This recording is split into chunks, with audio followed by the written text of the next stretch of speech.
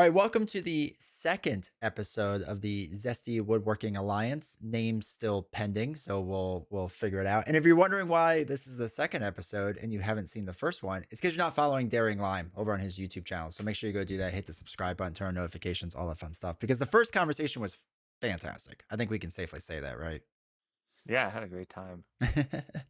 But it was really good talk that we had, just discussing deck building because that's a big question a lot of people have and different things. So it was really, really good. And today we're going to be focusing on basically the big boxes and the campaigns of the big boxes, which I'm pretty excited to talk quite a bit about. So it will be, I think it'll be interesting at the end because spoiler alert, I haven't played the last two. So Daring Lime's going to carry this conversation basically for us. Well, you played the scenarios though, right? Yeah. I played the scenario, so I have hot opinions and takes on that. But the actual campaign itself, I did not. So, really quick, just some friendly reminders. Obviously, like, subscribe to the channel, all that fun stuff. But we are coming up with these ideas because of you all that are watching this, right? So, if you want us to cover a certain topic or whatever else, put it down in the comments. Let us know what you want us to talk about. We'll be more than happy to do it. Daring Lime is very organized, much more so than D20 is. And there is a very large sheet of just different topic ideas. So, we got a ton, but we want to know still more ideas and different things. So, all right, let's jump into I guess the very first one, which everyone, if you have this video up on the second screen, you should switch it to the first screen to truly appreciate. Oh no, it didn't work the first time. There was so much suspense for nothing. The transition. There we go. So much work went into that. All right, we got to talk about Rise of Red Skull. So I guess should we start with the heroes or the villains first? What do you want to do? I think heroes. They'll be quicker too. It will be. So And they're the the biggest ones on the screen, so So the heroes in this box were always really interesting, I think, because Spider Woman. I don't know about you, but when she first came out, I was kind of like, I didn't really get it, and it's because I was playing wrong with her the whole time, with her superhuman agility ability, which states when you play an aspect card, Spider Woman gets +1 thwart, +1 attack, and +1 defense until the end of the round. I thought, because I can't read, that if I played a protection card, it went +1 defense. And then if I played an aggression card, it went +1 attack. And you had to play a bunch of events. And people were like, no, it's now a +3 or +2, +2, +2 with those two cards. And I was like, oh, she's much better than I thought. yeah. So like leadership was just like you didn't get any bonus. It was useless. I was like, why are people doing this? This makes no sense to me. It's really funny because the weird thing about me for this box is that this is the last expansion that I got. Mm, So I played literally everything up through Age of Apocalypse. mm. Or maybe I'm getting it mixed up. At least Next Evolution. I think I went everything till Next Evolution I had already played, and then I played Rise of Red Skull. Okay. So All right. my perspective on it's like so backwards from anyone who's actually been around the whole time. Yeah, it was when it first came out. It was pretty interesting. I think I joined the game. I think I really started playing the game. Let me rephrase that. I really started playing the game around a little before this box, I think, came out. So yeah, Spider Woman. I didn't get the rules super well. Didn't really get it. And then Hawkeye was there with his wonderful bow, which is totally a great mechanic, and I absolutely love it. And I still struggle with Hawkeye. I want to like Hawkeye, but I still struggle with Hawkeye to this day. I totally get that, but Hawkeye. This is one of my weird, also another one of my weird opinions, maybe formed by me playing this last. But Hawkeye is one of my favorite heroes in the game, and I don't like Spider Woman very much. Like I hadn't played Spider Woman much, and I played her, and then it's just like meh. I don't Mm, know. It's just not that interesting to me. Like having some generic aspect cards that count as hero cards, and then you increase your stats and ready like that. I don't really like that style of play that much, so she just doesn't work for me that well. Or on the fun side. But yeah. then Hawkeye, he's so clunky and can just everything can go so wrong. But I just searching the quiver and like pulling arrows into the quiver and then shooting them off with the bow and Yeah. like having these different effects. That just never gets old, and it's like still one of the most fun things in the game to me. But I temper my expectations on winning when I play them. Like I can still win. So like I take out like Yeah. expert claw and like that sort of level, but I'm not really looking to take him against the final bosses of the game. Like that's not what I do with Hawkeye. I just sit down in multiplayer and I play him, and I play him against the like mid tier to easier scenarios, Yeah. and then I just hang out and have fun with the bow. Nah, that's fair. And Hawkeye, I remember when he came out, there was so much hype around him because everyone wanted to enjoy him. And like he's fine. Like I'm not saying he's bad. It's just that I am bad with him.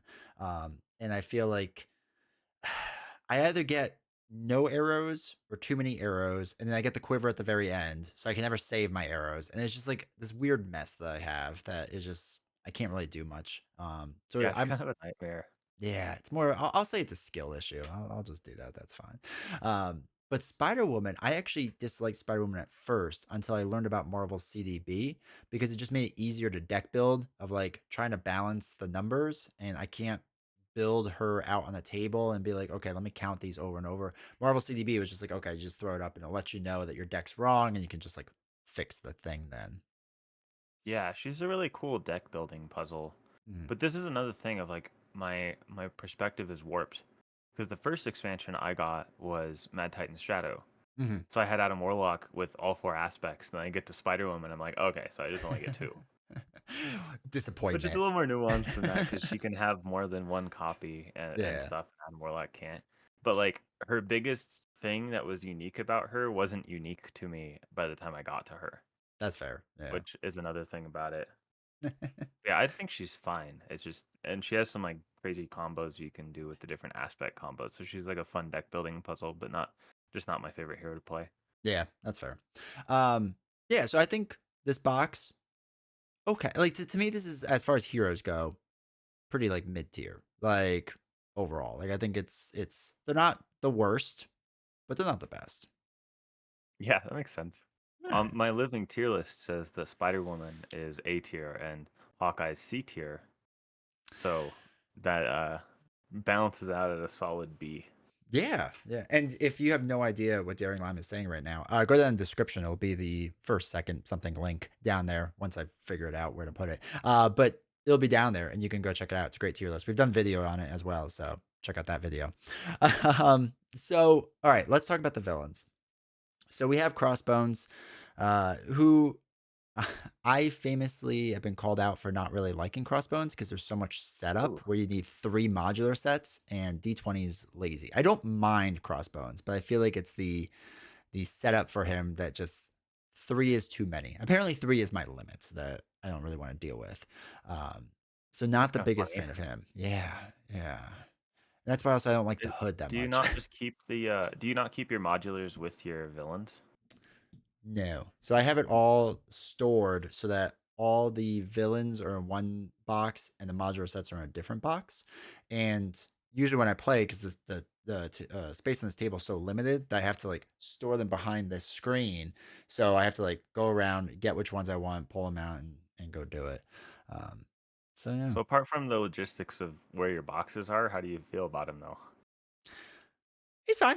He's fine. Like it's not like amazing or anything. The machine gun always kind of messes me up a little bit, but Yeah, that eh, card's scary. That's like shockingly a scary card.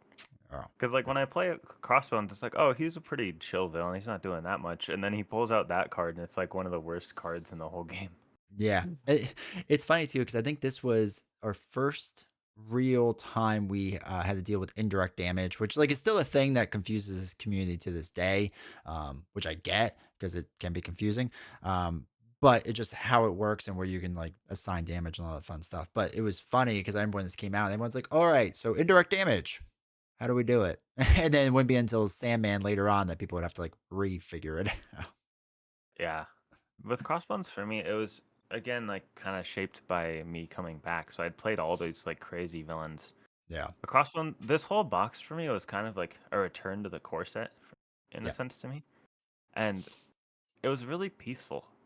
Because what I appreciate about this box is that like when I sit down, I feel like I can sit down to play all of these villains with the exception of like Zola and Red Skull are a little bit difficult to set up, but it's not that bad compared to some of the future scenarios. And yeah. with a lot of like the mutant and onward stuff, it's just like a it feels like a chore to like get them to the table. Mhm. But with this, I feel like I can just pull out Crossbones or Taskmaster, and it's really cool. And like Crossbones feels like I don't know, he just slots into the core box really well for me, and he feels. I kind of wish I had been playing back then because he feels like he would feel more unique. Like he is Mhm. unique and he has his own thing, but he's kind of just like a. I have no strong feelings about Crossbones, Yeah. like in any direction. He's Yeah. just pretty chill. Like I'm not mad to see him. I'm not happy to see him. I'm not. I don't think he's too difficult. I don't think he's too easy. It's just like he's just It's just solidly like there. right in the middle. Yeah.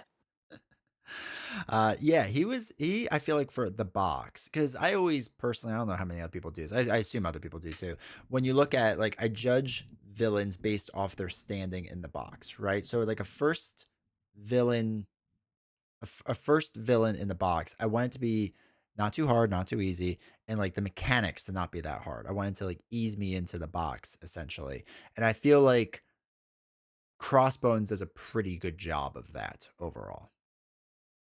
Yeah, I agree with that. And Now, then I was gonna say, as far as the second one, yeah, I was right? thinking about that too. Like bring in the mechanics, the absorbing man. It's Four different. Wait, how many is it? He gets all these different traits, and he's just yeah. So oh he can get the crazy. wood, ice, stone, and metal traits, which is an interesting idea to have them. It's interesting, and these different environments and different things that happen and whatever. It's just not hard at all. Mainly because his main scheme is a 12 threat threshold on it. Just not very good. Yeah, I'm. So this is interesting. Another interesting thing for me because of my whole arc Mhm. of I didn't have Red Skull. And I remember seeing gameplay videos of like Absorbing Man when I first started looking at the YouTube, like shortly before I made my channel, and I always thought like, wow, Absorbing Man looks so cool. And then I would turn off the video because like I didn't want any spoilers for anything I hadn't played. But I was Yeah. just like really hyped for Absorbing Man because he looked so cool and he had all these different traits and his art was cool and I didn't know what the community opinion of him was and like I was just like he felt like out of the whole box, it felt like I'm missing out on Absorbing Man. Like this villain is amazing, and I get Yeah. to him, and he's just like, "Oh, so every time he tries to do what he wants to do, he just misses." Yeah, basically. Basically. I like when you play him on expert in his third version, where basically, depending on which trait he has, he'll place one threat on the main scheme or take one indirect damage, depending on the trait and whatnot. Like it's a better like idea. Like it feels more like a standard game at this point. And even if you mix in like a harder modular set, because you're allowed to mix in one, like it makes it a little more interesting. But his whole like wood, metal, whatever thing with his environments, like it never feels like it's doing kind of what it should. And even like his quote unquote tough card with what is it, ball and chain, basically adds a +1/+1 stat line onto him, but you just spend a fist resource and like it goes away. I mean, it gets shuffled back in the deck, but like, okay, like that's Yeah, not that hard. yeah, and then he also I think the other thing when you mentioned modulars is he has 25 cards in his deck, Yeah, it's a and lot. they aren't like a bunch of setup cards. So like he actually just has this thick deck. So even if you add in hard modulars, you're still just seeing those Absorbing Man cards. Yep. But like at this point in the game, I'm picturing it like you mentioned his main scheme was a little thick. I feel like this is like Absorbing Man for solo can kind of like replace Rhino as like the intro villain Yeah. Yeah. in my head of like if you're going to like start playing solo, I feel like starting out with Absorbing Man is like a good place to start there. Yeah, and I've done Absorbing Man for like teaching novels how to play, right? Because it's a very simple progression. You don't have to worry about too many really any minions or just a few. So there's very few minions you have to worry about. So it's like there's not a ton going on the board. You just like focus on the one thing. So I think for like training purposes and like teaching the game, it's pretty good for that like as well. I think my biggest gripe with I love Absorbing Man actually. Like I'm just happy whenever I'm looking at his villain card. But I think my biggest complaint about him is the correct me if I'm wrong here because I haven't played him that much. Mhm. But the delay counters like don't matter except for the campaign. Yeah, they're not a big thing. So Like, do they basically do anything outside of that? So what they do early on, so like let's say you have dense forest, which is his wood trait. So after absorbing man makes an undefended attack against you, take 1 indirect damage. It would be 2 if he has 5 or more counters on it, right? So then for Snowy Hill, which is ice, again when he makes an undefended attack against you, then you place threat in the main scheme. The next one is undefended attack, right? And different things happen, but most of the time you're defending the attack somehow, right? Either with an ally or something else. So it's not an undefended attack. Like it really rarely happens. So this thing is going to happen. And even at like 2, or I'm sorry, at 5 um, delay counters, like dealing 2 indirect damage or placing 2 threat in a main scheme or something like that, like it's not that big of a deal that you have to really worry about. Like if it was happening every time, maybe, but it really should just been once it hits 5 counters, like it doesn't matter if you block or not. Like it should just do the thing anyway. And it probably shouldn't be 5 counters, probably should be like 3 or 4. Yeah, yeah, because that was the thing is like I don't his whole problem in my plays of him is just none of his mechanics I remember him doing much. Hmm. It's just like a big he just whiffs the most out of Yeah, like every villain I've fought. he really does. He really does. So Absorbing Man was pretty disappointing. And then we went to Taskmaster, which I felt like always got a bad rap from the community because a lot of people don't like him or think he's too easy. And I do. I think he's interesting. I think he's fine. Um, his Crazy to whole me. I have no idea about that. See, like my initial impression was he was super cool. Yeah, and, like, I like him. I think what the issue is because if you focus on the allies, he's, like he's easy, right? He's just absolutely easy and not really that much of a pain, but captured by Hydra could be tough, but this is also with a larger card pool now, so nowadays you can get whatever the card is that allows you to get a side scheme out there One constantly. way or another. Yeah. So like that didn't exist at this time very early on. So it's just like, well, we didn't have that. So it was a bit tougher to do. And now it's a little bit easier, but still. But I think the whole idea of like when you flip up, like he like just does damage to you. Like I like that mechanic. I think that's a pretty cool mechanic. Yeah, I don't hold it against villains that get countered by like one specific aspect card. Yeah. I Yeah. I do hold it against villains if their mechanic is gameable within the confines of their cards. Yeah. But but like I don't blame Taskmaster for the designers countering him later on. Yeah. Yeah. And even so, it's It's not like not it his makes him fault. he's just trying his best. And it's like again, like the card doesn't completely trivialize him, especially for multiplayer, I feel like. Yes, it makes it easier, but like again, bump him up to expert. He's definitely, I think, somewhat of a challenge on expert. Um, the 3/3 stat line that's pretty decent, and then he gets a sword, and then that whole what is the thing? Photographic reflexes, right? And how that works is just like kind of a pain to deal with where when a player attacks Taskmaster, you prevent all that damage that would be dealt, and then you deal equal amount back, right? So it's just like one of those things like, okay, now I have to plan to basically try to do 1 damage to him instead of like doing a big hit. Yeah, you just swing web kick and just kick And yourself just in the kill face. yourself, yeah. So yeah, it's Taskmaster's good. I think he's fun. All right, so for the next I'm one a we big fan of those allies. The heroes yeah, for hire allies are like just so cool to me. I I I need those heroes to exist at some point. I need Shang-Chi and White Tiger and all of those like heroes for hire thing. Like that's one of my favorite things yeah, about him and the whole box is like getting those allies. I I think agree. it's great. I agree. I love them. I think it's fun. And like there's never like maybe they're a little too strong, but I don't really care because it's just whatever at this point. It's early design. So I gave a lot of free passes with early design too. But I agree. Moon Knight, Elektra, all of them would just be so much fun to have at this point. Please, please, Fantasy Flight Games, if you're watching this, please do that. All right, now we have Zola, who is hard. I think that's fair to say. I think he's gotten easier over time because we have so much ranged attack nowadays. Because the big thing with him is that everything's retaliate, right? So anytime you attack Zola, you're going to be get hit with those retaliate. We can get around a lot of that stuff with range, but you still have to deal with the ultimate bioservant, which is just a pain to deal with because every time he gets an attachment, his attacks are stronger. Zola's mutate, right? He's going to get a tech upgrade every single time, and he's got 5 life, which back in the day, that was a crazy amount of life. Like I know we see that more so nowadays with minions and whatnot, but like I remember when that first came out, we were like, "Oh, 5? That's a lot." And he can get an upgrade that could potentially give him, 2 extra hit points and guard or 2 extra hit points and retaliate. Like, those were crazy numbers that we were trying to deal with back then. Yeah. I I uh I really think the Zola is a fun challenge. Mm, Some little more during Lime and D20 lore. A long time ago, I made a video on my channel, like placing like all the villains on like that XY axis, where like one mm, was difficulty and one was fun. I remember you telling me that Zola was harder than I had him on there, mm. and I hadn't played him solo at the time that I made that video. And Okay. then I go back to solo, and I'm like, wow, this is like a lot to deal with all these minions and stuff.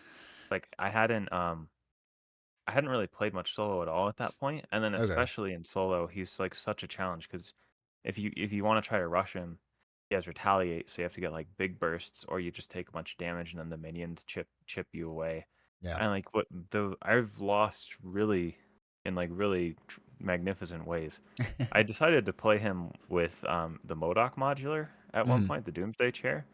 That was a nightmare on the difficulty.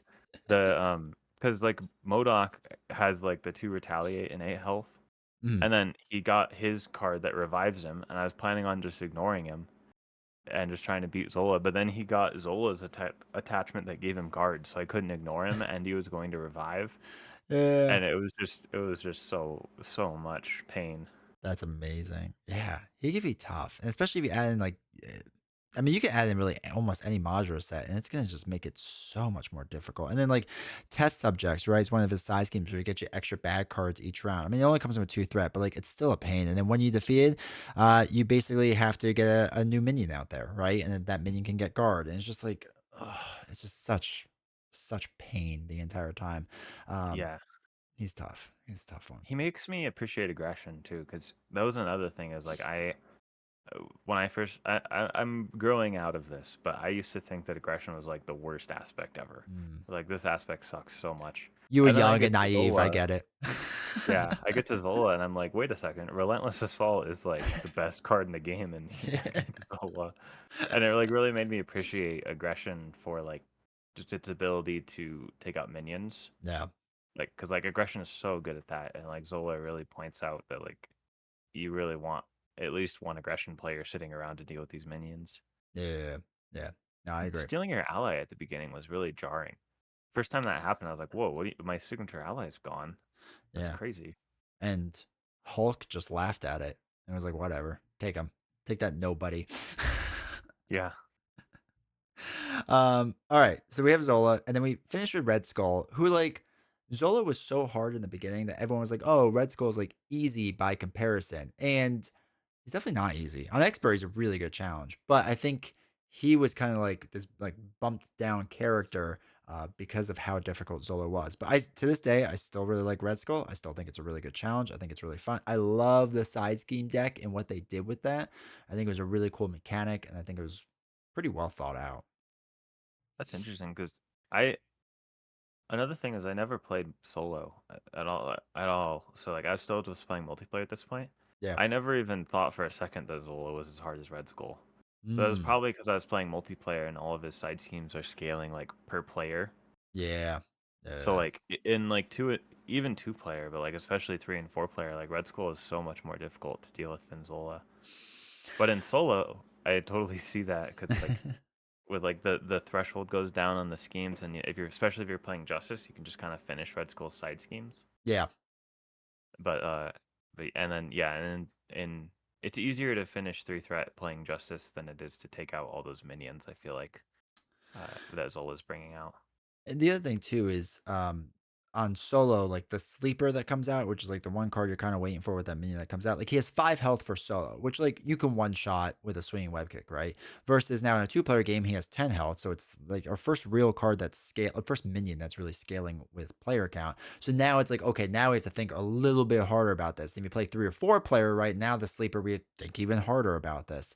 So I think that was one of the interesting design choices, especially early on with the sleeper. Like I really like the way they did it. And it came in with that whole guard retaliate toughness, and everyone was kind of scared. And, where's it going to land? I don't want to be first player because I don't want it to engage me. But it was, to this day, I think, a really just good design. Yeah, I think Red Skull holds up extremely well because when I came back to this after finishing the mutant stuff, Mhm. uh, like some of them, like Absorbing Man, I could feel how dated it was, and Yeah. then like Taskmaster is, wouldn't say he's bad, but he's not as like in depth. I really like Taskmaster, but like Taskmaster and Crossbones just are like simpler than the Mhm. newer scenarios are. And then is Zola and Red Skull are both like they were so unique. Like even coming back from and playing this one last, like Mhm. they both stand out to me a lot. So, all right, if we were, if for me, for the villains, right, if we're kind of ranking these, because I think Red Skull and Zola are phenomenal villains. Like to this day, I think they hold up really well. I think Taskmaster's good. Crossbones is kind of mid for me, so not bad by any means. Absorbing Man does kind of drag everyone down though into the sand and muck and metal and ice and whatever else. So I think overall the villains in this box are really solid, really good. With the blemish of Absorbing Man, but Are we gonna keep track of the points like that system you had? I don't know. No, Yeah, because probably I not. feel like everything is like for me, like all the villains are a hit except for I'm not that interested in Crossbones, and Okay. I like Absorbing Man, but his mechanics whiff for me. So like those two detriments combined, and like one miss for me between Crossbones and Absorbing Man, and then I only liked one of the heroes. I feel like a lot of Yeah. people maybe are are only a fan of like one of these heroes because they're so different, and then they both have kind of like their own uh issues Yeah. Yeah. or like not issues but their own things that people might not enjoy about them, Okay. like Spider Woman. Like I'm sure there's a lot of people that, especially if they don't really like tinkering with their decks that much, are just like, I don't really want to play Spider Woman. Yeah. And then Yeah. if you're not doing that, she's a lot less interesting.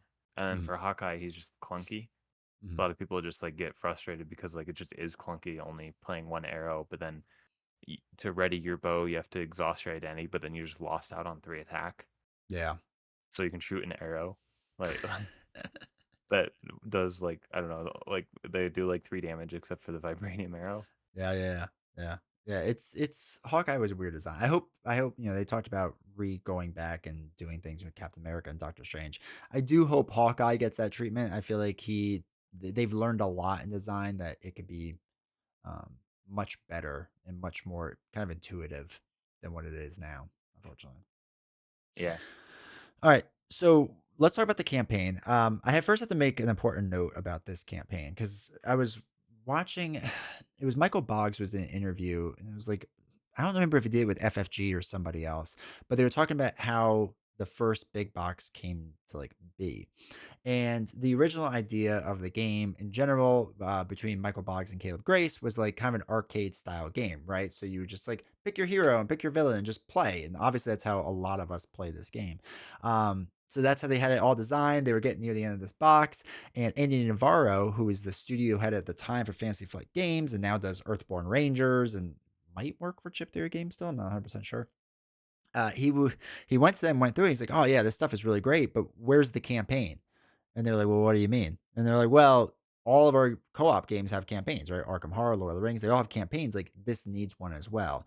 And Michael Boggs joked about it later on and made this whole comment just like, yeah, so like it kind of feels tacked on because it kind of was just kind of tacked on. And it's a very simple, straightforward campaign. There's not a lot going on here, which isn't a detriment, I feel like.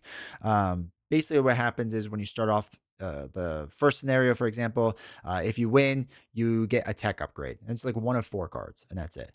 And then as you move on to future scenarios, you can upgrade those tech upgrades. And then you get, if I remember correctly, for Taskmaster, what is it? Oh, if you get the allies, you get to hold on to the allies, right? So nothing crazy here. Um, Zola, I think lets you upgrade the card again or differently or something like that.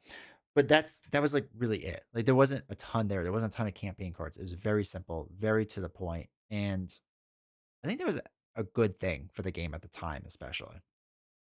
Yeah, I have none of that like context of what it was like at the time, Mm, but from that my perspective of coming to it at the end, it was just like what you said. I wasn't mad that the campaign wasn't that good, but I also don't really. I have no desire really to play it in campaign mode, Yeah. which is kind of sad for me because some of the ones I'm not gonna spoil it, but later on, like I really enjoy the campaign mode for these and like Mhm. prefer to play it in campaign mode, and this one's the opposite, where it's just like it's just whatever. I just play it standalone, but luckily it did benefit from that kind of, I think, because all of these villains do stand out to me as villains that I can just pull out of the box and Yeah. play, which more so than a lot of the other boxes, it feels that way, which is a benefit, but like makes total sense with that context you brought up. Yeah. 100%. So it was a lower end campaign, very basic. If that's what you want and you just want some extra fun cards to play with, that's what you get. But the rules for the villains don't really change, so it's all right. Also, this shocked me, but this whole time I was playing leadership and like justice and stuff, and I didn't have team training, and I didn't know that card existed, and it comes in this box. I'm like, what? All of your allies get +1 health? That's like an entire extra activation out of all of them. And I was just like, it blew my mind when I saw Mhm. that card, Yeah. which was really funny looking back because it's like it just shows where my head was at with the game. Because like now leadership often gets like pigeonholed into like spam the allies, block with them. Yeah. But at that time, I was like, wow, an entire extra activation is such a big deal. I Yeah. still do, I still think it's a big deal, but it's not as big of a deal as I thought it was when I first saw it, first like solo at least. Yeah, it kind of blew our minds in the beginning. I remember it was pretty solid, and like all the decks had it. And then you're right, over time it was like, okay, we're not going to do it as much. Yeah, All right, so the next box is the world famous box, just absolutely amazing, and that is Galaxy's Most Wanted.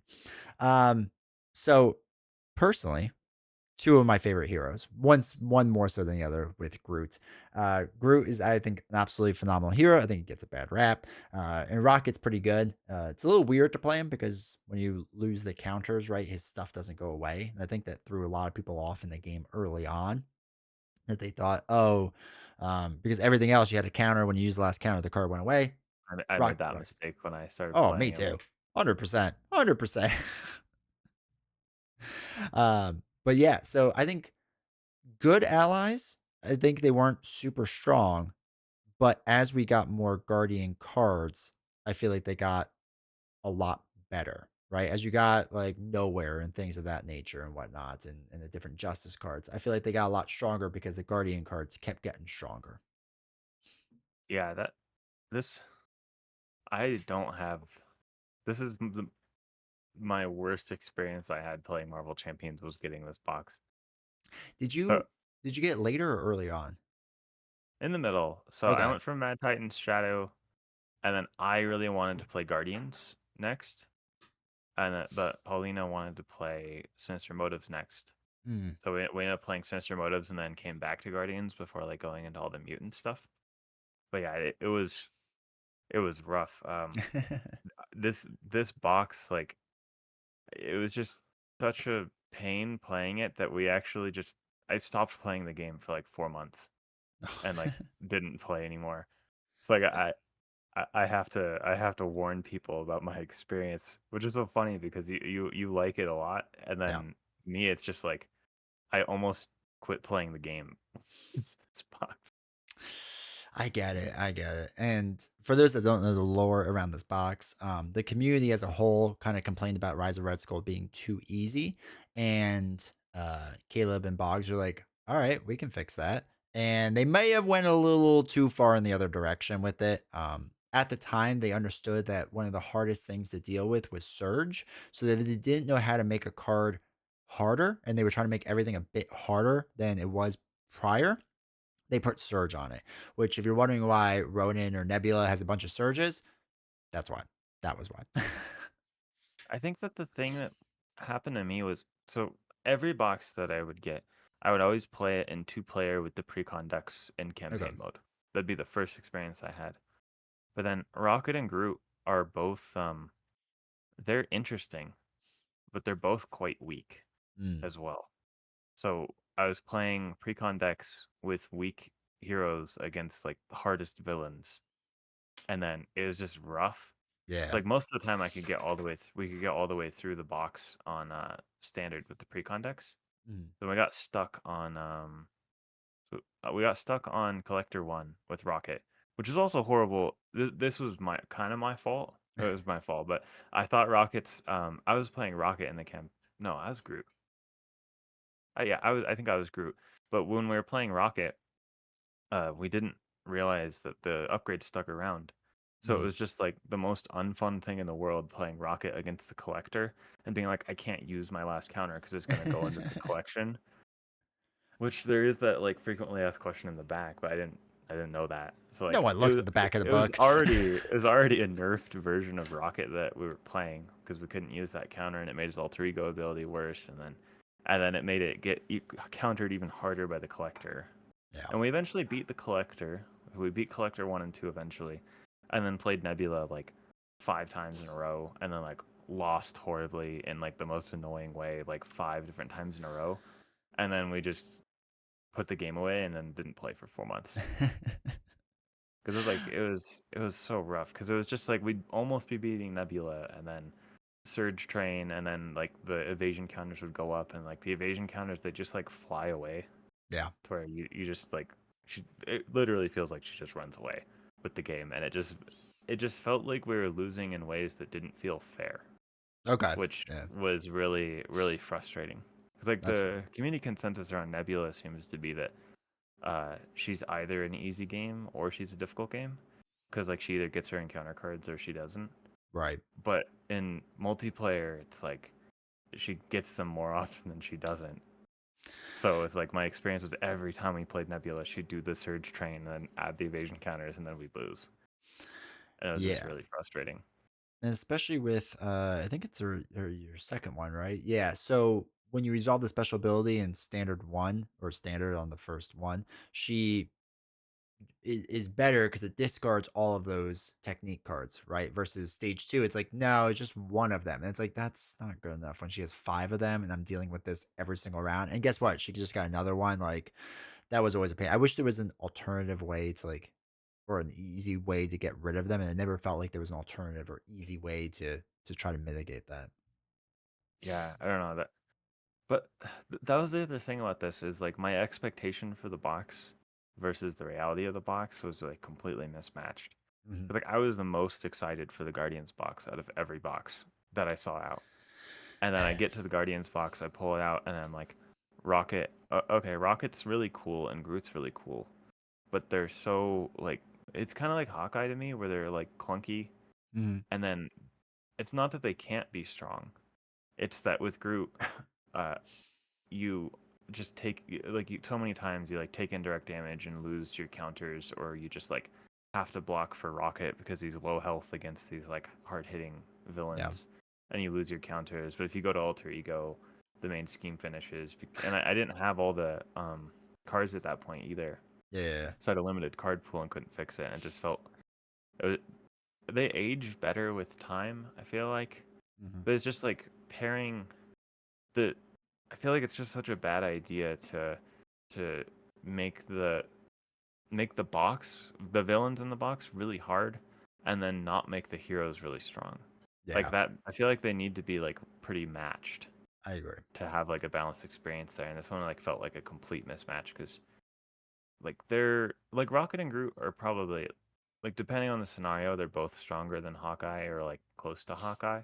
Mm. And maybe they're both like maybe a little weaker than like in different scenarios they're a bit weaker than Spider Woman, I'd say, but they have huge highs. Yeah.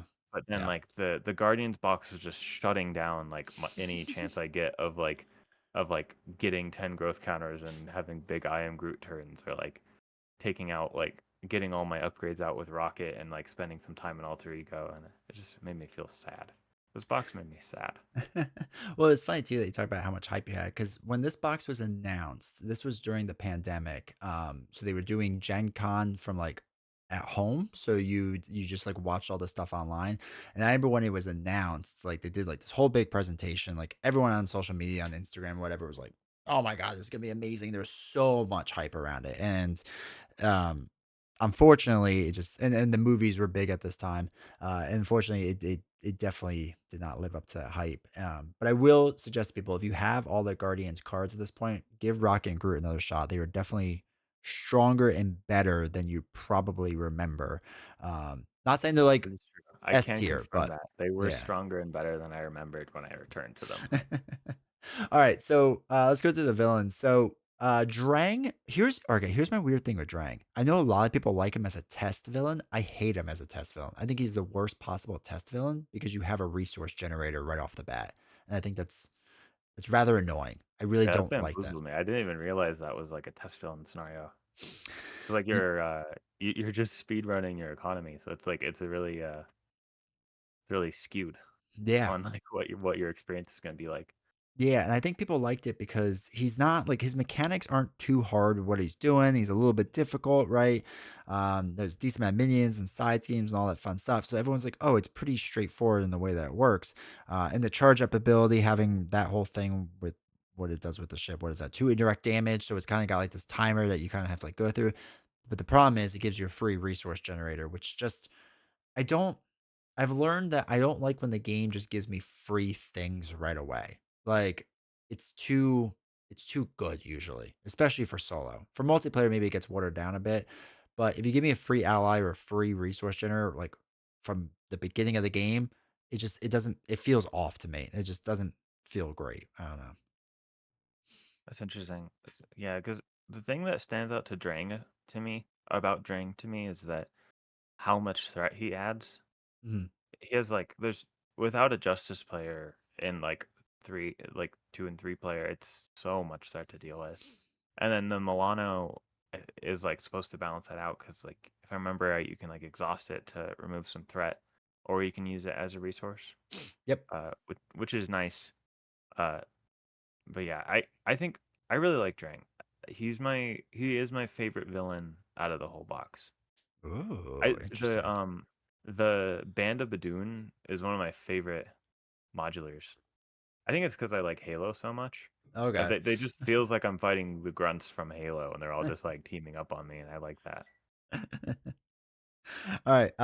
Next we got to talk about collector one, which is, um, I think top five one of the worst scenarios that have ever existed in this game.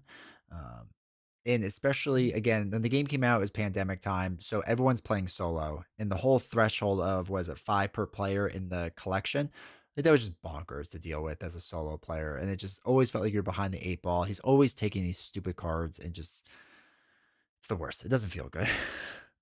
Yeah, I was playing him wrong at first, and then when I realized that we were playing him wrong in the middle of our games, and it was Mm. really frustrating because it's just so unintuitive that he would just like collect his own cards, or Yeah, like you defeat a minion and he collects his own minion, and it's just like it just felt so unfair yeah. that he's collecting his own cards that he's putting out there, and then like also collecting my cards, and yeah, I didn't enjoy that at all. Like, I if this scenario came out now, I think it'd be a little better, just in the sense that like he is really unique. Mhm. I just really don't like how he's unique. But when you have a smaller number of villains, you don't have a full card pool. You have less cards to deal with him, and you're less experienced at the game. Like that, this was just so unfun for me to play, Yeah. No, I especially agree. with Rocket. Like, because like you don't lose. It's not as bad as I thought it was. To where if you use your last counter, it's gone. But it does shut down your alter ego ability Mhm. because you're Yeah. still discarding that to get your alter ego ability, and like just again shipping a hero who gets countered that hard by the second scenario of the box was just such a bad feeling when I was Mhm. playing it. I know there was early house rules with Collector One that he can't collect his own things, so he just collects your allies and he collects your upgrades and supports. But that's it. And I played it a couple times that way, and it's much better. It's closer to what the was it the Sentinels is later on when you can't chump Hmm. block because they collect them. So it's kind of like that idea. Much better way of playing. And in the first video we talked about house rules, so if you want to know more of our thoughts about that, go watch that first video. But yeah, I played that way later on, and I thought it was a much better way of playing the game.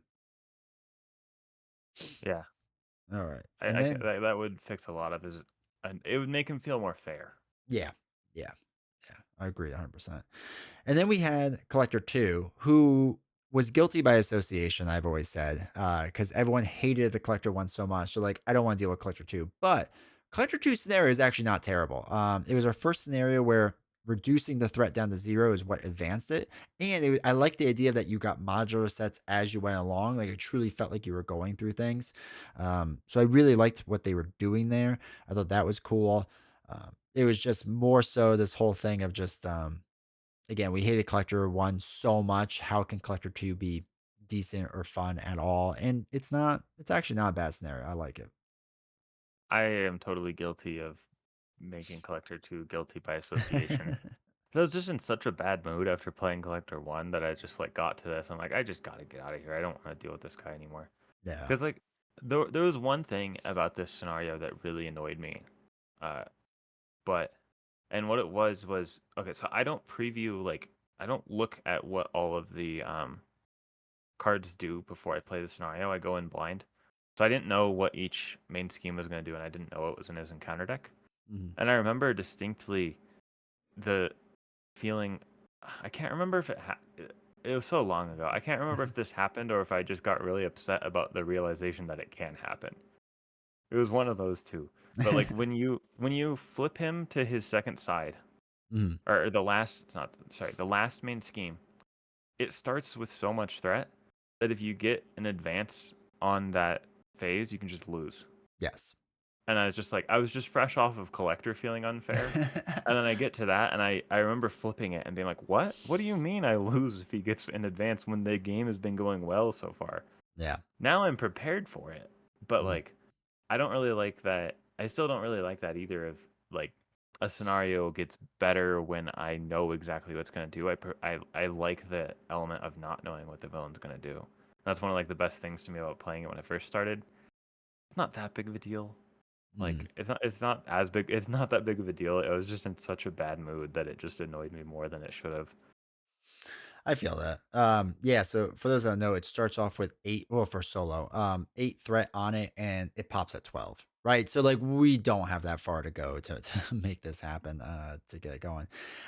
You can hold on to the Milano and not exhaust it, so you can still remove 3 threat from that way. But like again, if you're playing for the first time, you just don't know that. You probably use the Milano to get the second scheme down, you know? So it is definitely one of those things as you learn more about it, becomes a bit Yeah, easier. that's not. Yeah, that's all I have to say. I agree. I agree with your take that he's guilty by association, and he's not Yeah. as bad as it feels, as he gets the reputation of being. All right, so we talked a bit about Nebula. One of the things I'll add on is I remember like liking Nebula a lot in the beginning, and I think it's because I kept getting lucky because I wouldn't get that many technique card surge trains, and then I went through like a month where every time I played her, it was just I'd be doing great, doing great, doing great, and suddenly like, nope, the game's over, you lost. And it's like, oh, okay, this is why people don't like her. So the swingingness of her is really rough to deal with. It really stinks. Um, yeah. She's the first vivid surge train that sticks in my memory. Mhm. Yeah, yeah. I had never experienced a surge train like the ones that she brought to the table when I played her. Well, you never experienced that surge train until 5 minutes later when you tried Ronin. I didn't though. Remember, I took Oh four yeah, that's months. right. You stopped. And then you came back and went to Ronin. Well, what did was I started my YouTube channel at that point, and I was like, I need to play everything. So I just quickly took out Doctor Strange and like speed Mhm. ran the campaign, and I Okay. moved. I was like, okay, I beat it, and now I can move on with my life. And I had no Okay. intention of ever playing it again. And I've played Ronin a lot since then as just the like, oh, he's a big boss. Like I want to Yeah. see how powerful this hero or deck is, but and he's fun for that. But like, yeah, I just played him with Doctor Strange, and then like I just got rid of the weapon, and then I just unlocked him, Yeah. and it was fine. You could still lose pretty easy with Doctor Strange against Ronin because he just is a behemoth of a scenario. But Yeah, yeah. Ronin was interesting. When he first came out, I remember everyone was having such a hard time with him, and everyone's like, "This is so terrible. This is so terrible." And I remember thinking, like, he's not that bad because I was already playing Rush Aggression a lot, like for fun, and I was Mhm. like, "You just rush him." Like, I always talk about my channel. There's a 3 turn strategy that you could do where you pop up, deal some damage, take a hit or take a chump block, flip down the next turn, or do some damage, flip down, get set up, and then you flip back up, and you can annihilate him. Like it's not that hard of a pattern to do, and you'll win a lot of the time. So I was doing this all the time, and I'm like, what are people like upset about? And then I started playing, different types of games against them. I was like, oh yes, this does get terrible. Yeah, I didn't rush until my YouTube days. Mm, Like, I never played solo until my YouTube days, yeah, and then, like, I remember having the realization, like, "What is this? I didn't even know this was possible." Like, what do you mean aggression can just just take out win. the villain in 3 turns? Like, that was like a new thing to me because I thought it was the worst aspect in the game. Mhm. 1, because I didn't realize how much better it was at killing minions, than the other aspects when I started playing. Like, it was kinda Yeah, obvious, but, like, it wasn't, like, on the forefront of my mind because most heroes can deal with minions, and I wasn't playing high tempo even, I was kinda building. yeah, And then, yeah, and then, the villain health scaling down so much, I thought that was crazy, like, how much room that opened up for aggression. yeah. Yeah, I feel like the most people play by building out a ton because they want to build out their heroes and do all their cards. And like that's not the best strategy against Ronin, generally speaking. Like it's just not gonna go well. But yeah, so it's definitely a tough scenario, definitely hard. Again, I think I've said this before. I think we now have our ceiling of what is the hardest scenario, and you can make an argument between him and maybe one other villain that we'll discuss later. But at least we know what it is, right? We're probably never going to get another scenario like this, and I think that's inherently a good thing because we don't really have to worry anymore. Like this is it. Yeah, yeah. Um, all right. So talking about the campaign, this campaign to me was pretty interesting in the way that it worked. So they did a whole thing with a unit system, right? Of basically getting money, and you got money by doing different things, or not, or you got money by doing different things, and there was potential to get a lot of different quote unquote money through it, and then you could buy cards in the market, and it would have a unit cost, and you just buy it, and it's either events or upgrades or different things. And to me, this was really, really cool. I really liked this style of game. And especially when you got into the campaign of like, okay, Ronin on the campaign was later changed so that you have to pay attention to all the icons on the side scheme in the campaign. You can just ignore them. Especially when he did that, it became much easier. But some of these cards, like when people struggled with campaign Ronin, it depended on what kind of cards you were getting and what you were using. Because some of these like 7 cost ones that they have in the marketplace, just looking through them, you can draw up to your maximum hand size and then you remove the card from the game. So you get basically like another round to go through. You can deal 5 damage to the villain and remove 5 threat from the main scheme, which is really strong because you always worry about that scheme popping right early on. Tried and True allows you to choose a player. That player may add up to 3 cards in their discard pile to the hand. Again, getting exactly what you need to kind of make that final push. And then Triple Threat, if you were more in the leadership build, you can ready up to 3 characters. Or if you're playing multiplayer, I guess you can ready up 3 characters. But like if I saved up for these cards, yeah, you can only use it once, but like I'm saving it for Ronin. And all these cards work, generally speaking, pretty well against them. And I thought they did a really cool job with the market. I really enjoyed that concept and the idea. Like, okay, I didn't have to do all the things, but I would get less monies. And if I got less monies, then I can't like do as well in the future. Yeah, I totally agree that the market is one of the coolest campaign mechanics out there. Yeah. I That was one of the saddest things that I had that bad experience, but while I was having that bad experience, I was also being like, "Wow, this market is so cool." So, yeah, I agree. It's great, a great campaign mechanic. So, all right, well, let's quickly. What would you rate the heroes, the villains, the campaigns roughly in Daring Lime opinion? I'd give 0 points for the heroes Oh my and 1 point for the villains because Drang is okay. god. And the campaign? Uh, 1 point, All right. which is So a little rude, but I don't know. Maybe you could argue that the combination of Rocket and Groot together is fine.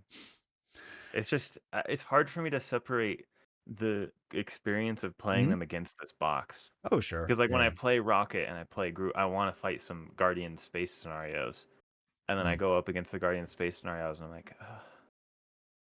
But yeah, they're I like both of those heroes less than Hawkeye, Okay. but more than Spider Woman. So these heroes are some of my favorite. Groot is a top 10 hero for me. My thing is early on, I didn't dislike him, I just didn't like him nearly as much. And then as we got more Guardian cards, I felt like they got better, they got more interesting, more unique. So they definitely grew for me. Because right in the beginning, this box started pretty low. And out of the two, it was the second best. So it started pretty low, fairly low. And I didn't like the heroes, but as more cards came out, enjoyed it more. The villains, I like Collector too. I like Ronin to this day. I still think it's fun. I think it's a fun challenge. I just I'll do if I really want to just beat someone that's really hard that other people are struggling with, I'll just like, okay, I'm just gonna rush aggression the rodent and I'm gonna feel really good about myself. And I'm now a good player. And that feels good. um, Yeah, but past that, like I enjoy playing my expert. I enjoy this campaign because of the unit system. So I would definitely get a point for that. So yeah, it's a honestly a box I enjoy a lot. So Drang, I don't really like. Collector one I don't like. Nebula, I go back and forth on. I don't know. It yeah. depends. She she has she has the ability to have really fun games. Mhm.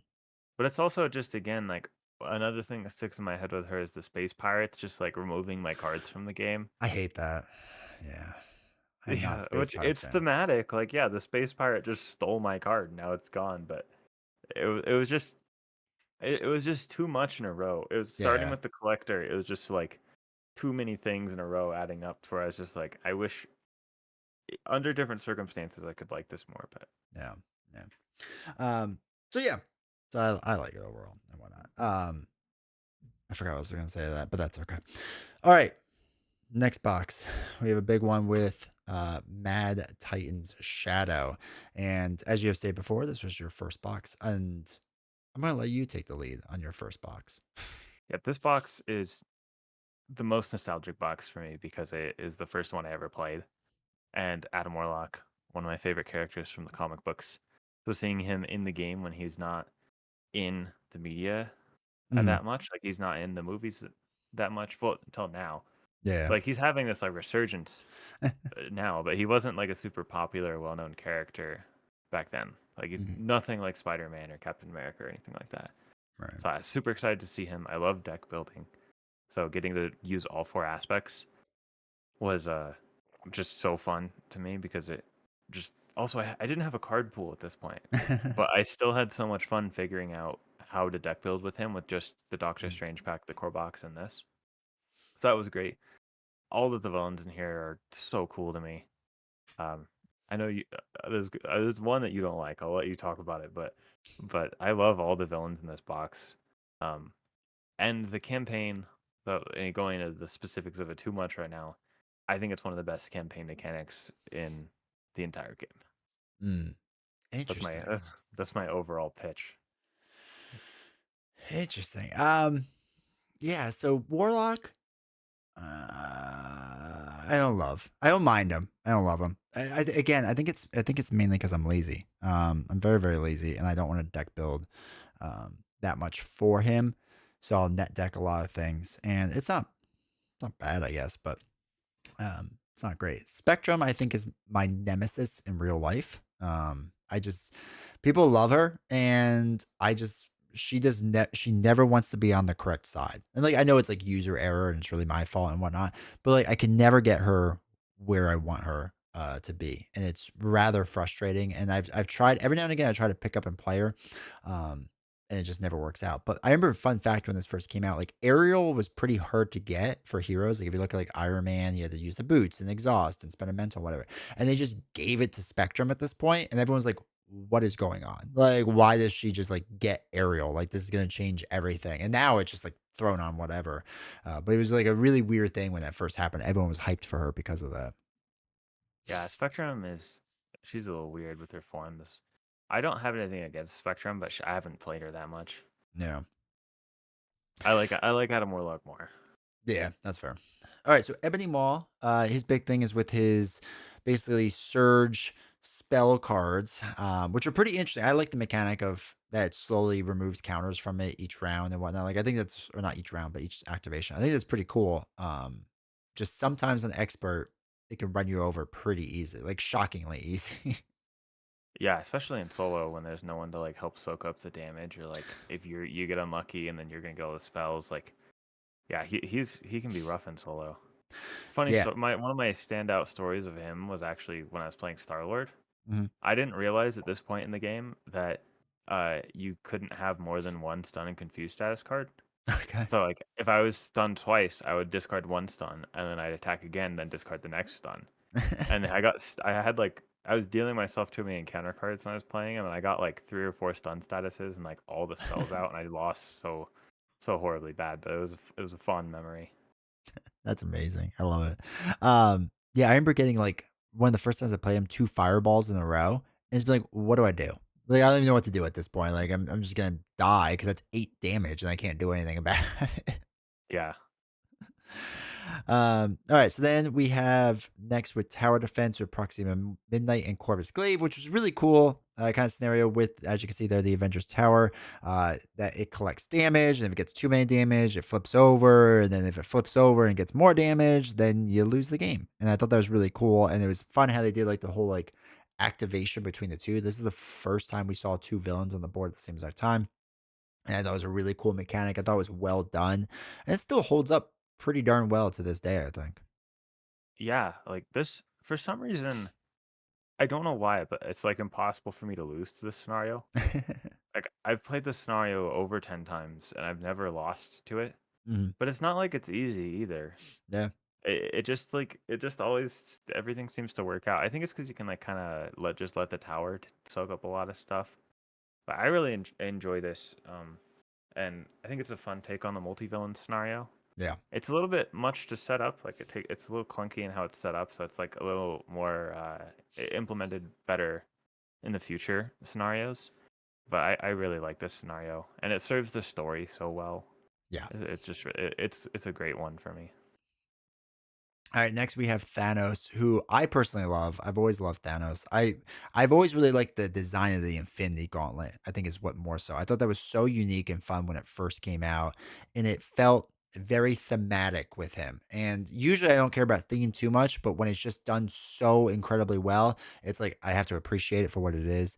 So I thought the Gauntlet paired up with him. I thought it was really cool. That was fun. I think it's one of our first times really getting a villain with stalwart. Like Ronan had it, but you can get rid of it.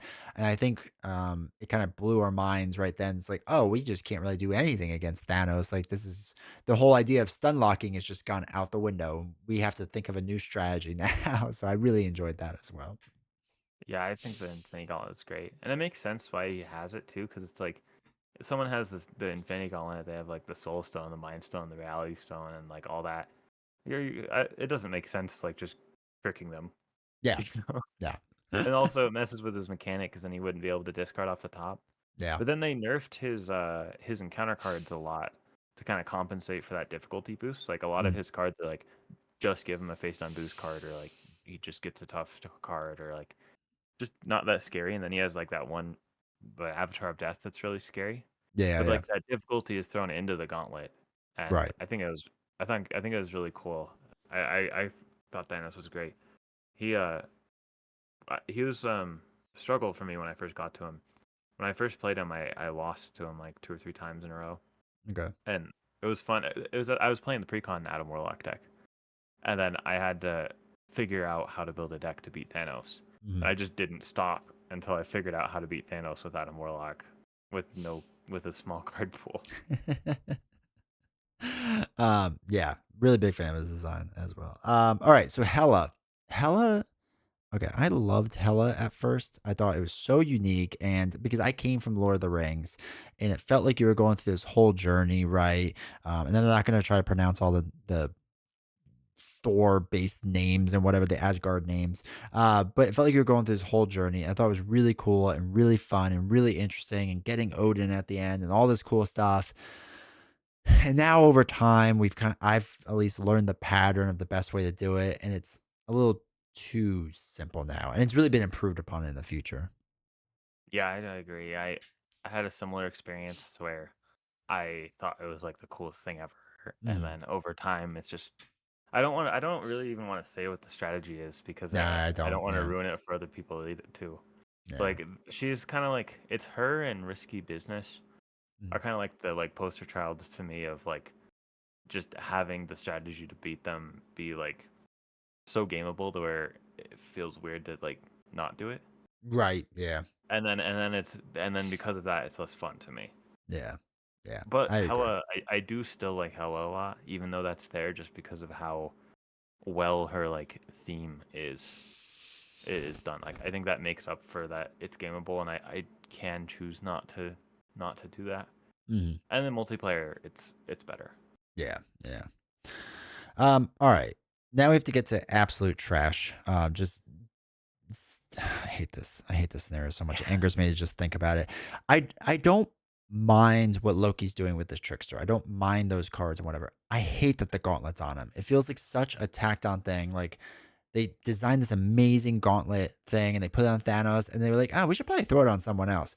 Meh, put it on Loki, see what happens. And it's just, I hate it. I hate everything about it. And you can't detach it to make it more interesting.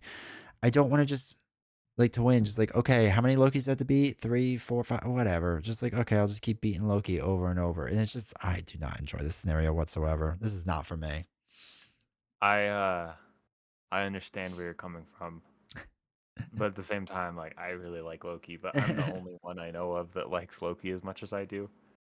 I like Paulina that I played everything with Mm, doesn't like Loki at all, and then yeah. I really like Loki, and it's for the similar reasons of it's like the he can feel frustrating when he like gets stalwart and you were gonna confuse him, or then he like gets overkill or piercing or whatever it is with his form. So like he's just kind of annoying, but that's Mm. also on theme because he's the trickster.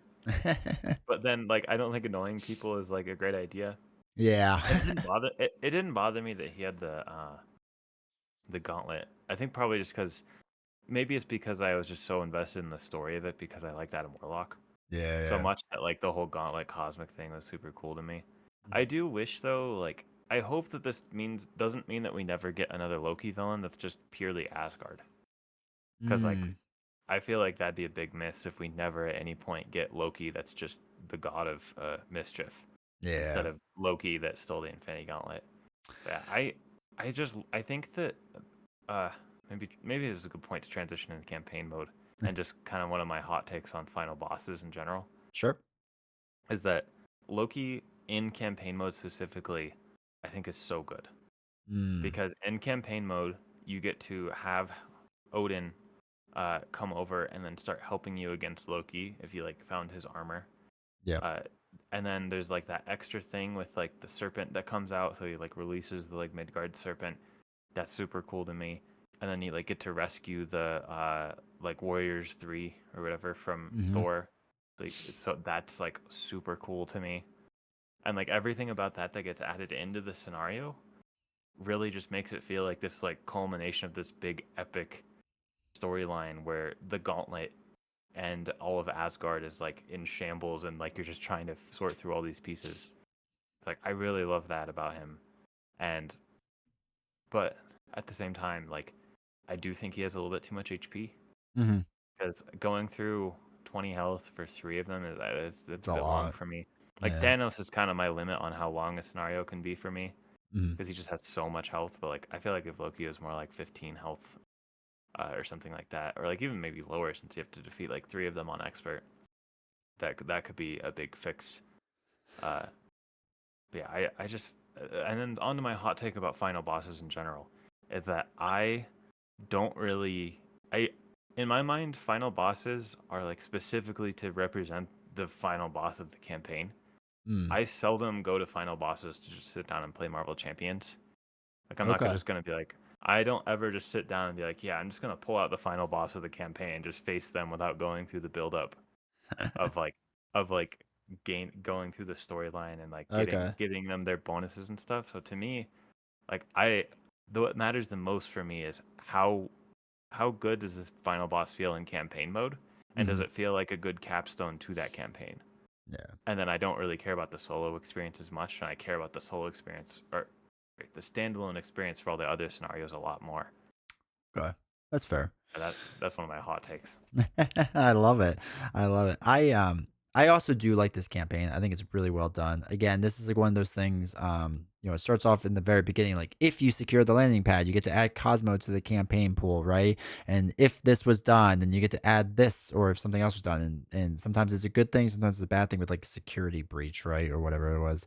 Um, Yeah, and then it moves on, and like you said, in the Hela scenario where like you get Odin and his stuff and the Nord stones and all those fun things, like it was really really well done.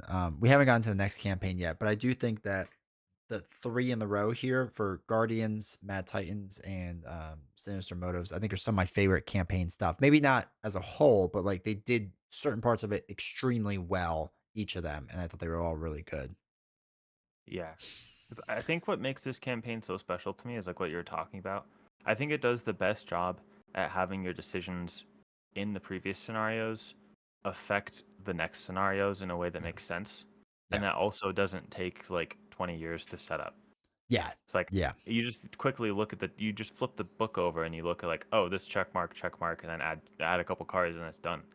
It's like you can play this in campaign mode without having to commit like so much extra time, but yet it still feels like a big epic campaign, Mhm. which is why I think it's so good. Yeah, I remember, because a lot of people would compare the campaigns from like Fantasy Flight Games, or from Fantasy Flight Games is Lord of the Rings, or Arkham Horror, which have like branching stories and all this different stuff. And Mad Titan Shadow was the first time I felt like Marvel Champions, you're right, had that. And then people finally got to experience that in this game. So I think it was really good for that in general. Yeah, I thought that was great. All right, let's talk about the next one, which is Sinister Motives. Oh, wait. No, back up. You have to rank them. I forgot. Oh yeah. So for me, it's point for Adam Warlock. I'm neutral about Spectrum, but I won't give her a point because like I didn't give Rocket and Groot a point. I'm just saying I have to like the hero for it to be a point. That's fair. Yeah. And then Ebony Maw gets a point, Avengers Tower gets a point, Thanos gets a point. All of it gets a point for me. Like it's only missing out on one thing for me because I love the campaign. I like every single villain. I like Adam Warlock, and I'm neutral about Spectrum. It's like Okay. the worst thing in this box is I'm neutral to one of the heroes. Yeah, I Warlock and Spectrum, I both wouldn't get points there. I'm not a big fan of them. Ebony Maw, I'm fine with. I think he would get a point. Mansion does, Thanos does. Hella, I don't know. Hella's a tough one for me because again, I liked Hella so much in the beginning, and I haven't played her in like almost a year now because it doesn't make sense to go back. Like as you were saying, once you kind of learn the hook, you're kind of done. So I don't really know if she would still get it. And then Loki, I don't ever give people negative points, but I would probably make an exception here and be like negative a million points, and it just drags this Like box down. balance out. So between the two of us, you get the balanced take. There you go. Yeah, exactly. So, all right, now we have Sinister Motives, which is I have to admit that I am biased because I I am love too. Spider-Man stuff. I I just do. can't look at this slide without just being flooded with Spider-Man nostalgia. Yeah, yeah, 100%. And I remember when these heroes come out. I'm going to say right now, we haven't gone through the rest yet, but I think these are the two best heroes to come in any big box. I don't have a rebuttal. Okay, perfect. But I think Miles Morales and what he's doing is phenomenal. I think it's really fun. The Web Warrior trait's really fun. I think it's interesting. Ghost Spider is still one of my favorite um, heroes out there with the interrupt and response on the events. I think that's really cool. Now it makes more sense in protection and aggression. And I know a lot of people don't like aggression. I think that's why they lower Spider or Ghost Spider a bit because they don't like aggression, so they don't get to lean into that as much. But you could still do injustice. It's just not as exciting. Leadership, I don't think there's really much to do. But um, I think she's just really really fun overall. I think Miles is really really fun. I think the way that they work through their cards is just really fun overall. Yeah, and for me, like specials is my favorite mechanic in the game. Mm. I love specials. So like Black Panther with his specials, uh, Miles with his specials, Doctor Strange with his specials. They're all like my favorite heroes, and I'm really excited for Shuri because of that because we're getting more specials. But yeah, Yeah. the specials are just they're my favorite thing. Um, and I will say, all right, so we'll go through the villains in a second, but to me, all these villains are just phenomenal for what they are. I think Sandman as an intro villain is really good. Again, I think he taught a lot of people how indirect damage works, which was always a good thing to learn. But I liked how that worked. I liked the surging sands. I liked what he was doing with that, and the counters can change them based on what he's attacking or what the those little minion things are attacking. Right? I like that mechanic. I think that was pretty cool. City streets with the sand clones. That's what I'm thinking. I thought that was really cool and really fun. Yeah, the Sandman is rough for me because he's both my favorite and least favorite villain at the same time. Okay. Because I think that the way he like flood, the way he works with like the indirect damage and the flooding the city streets and like the sand clones, if there's more sand around, they get stronger. That's so cool to me. Mhm. But it just feels too. It was another.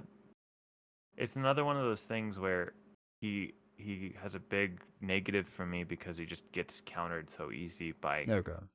by just you. It's just I guess I can spoil this one because it's not as big of a deal as the Hello one.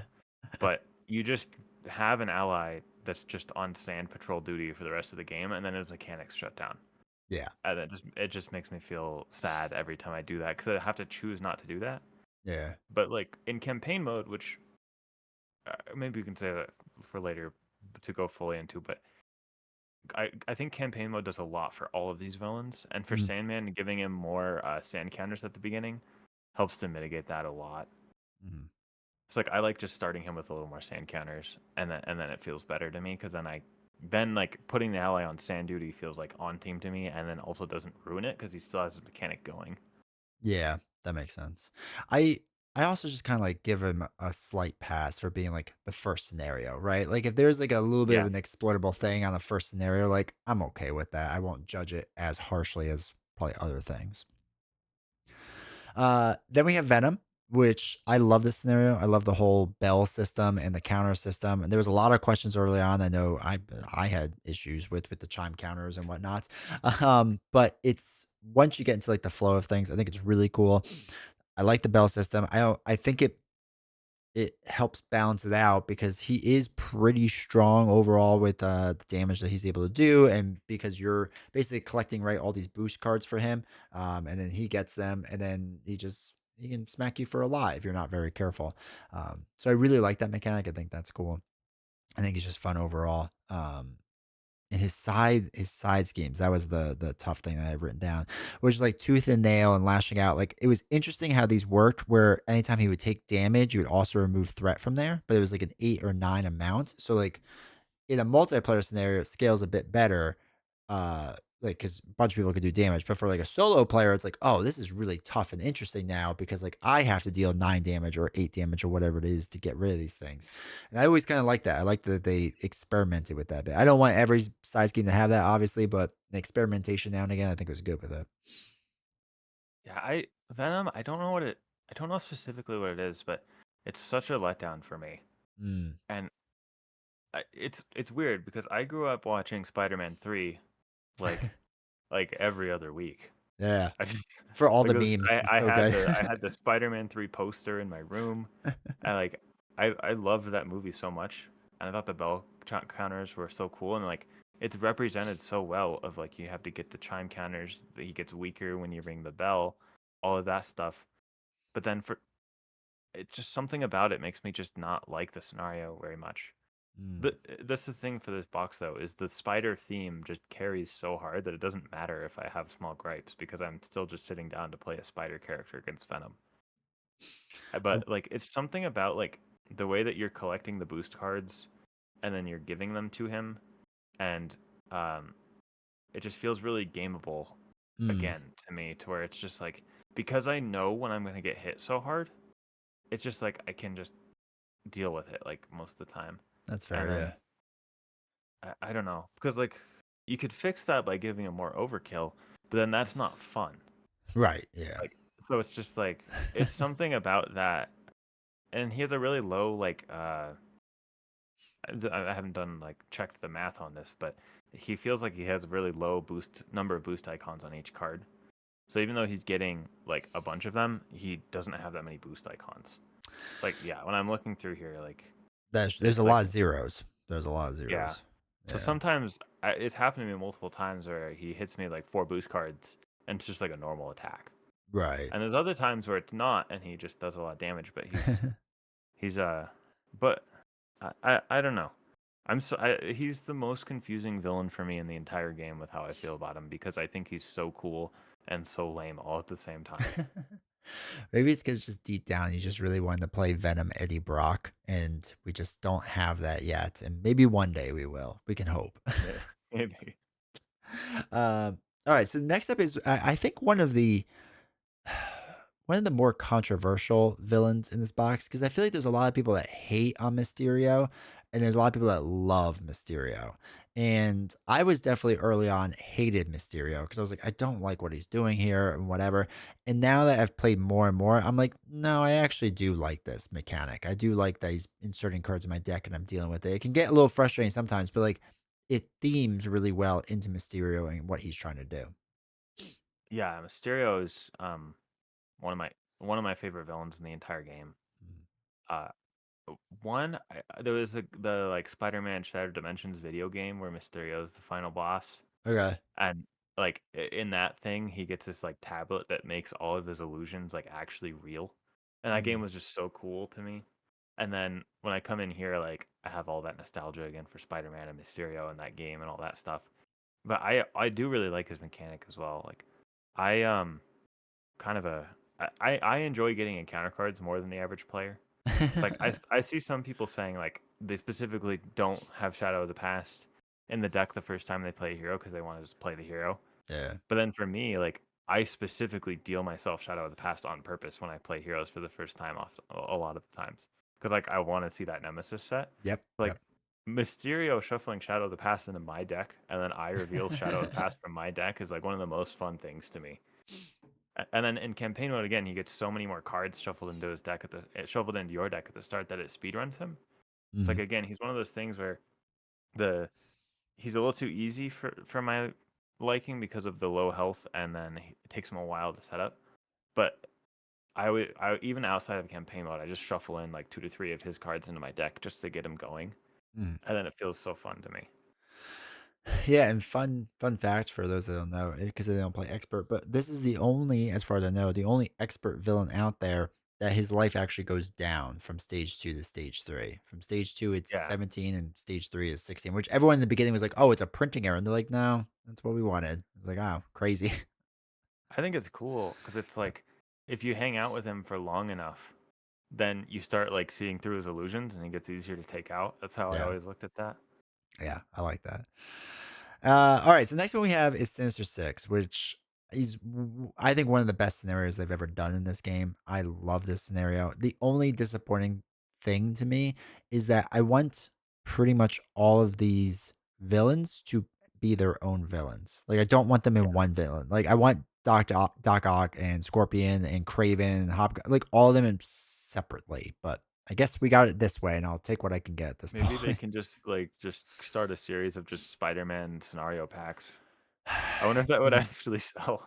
Just it like would one do after so the well. another.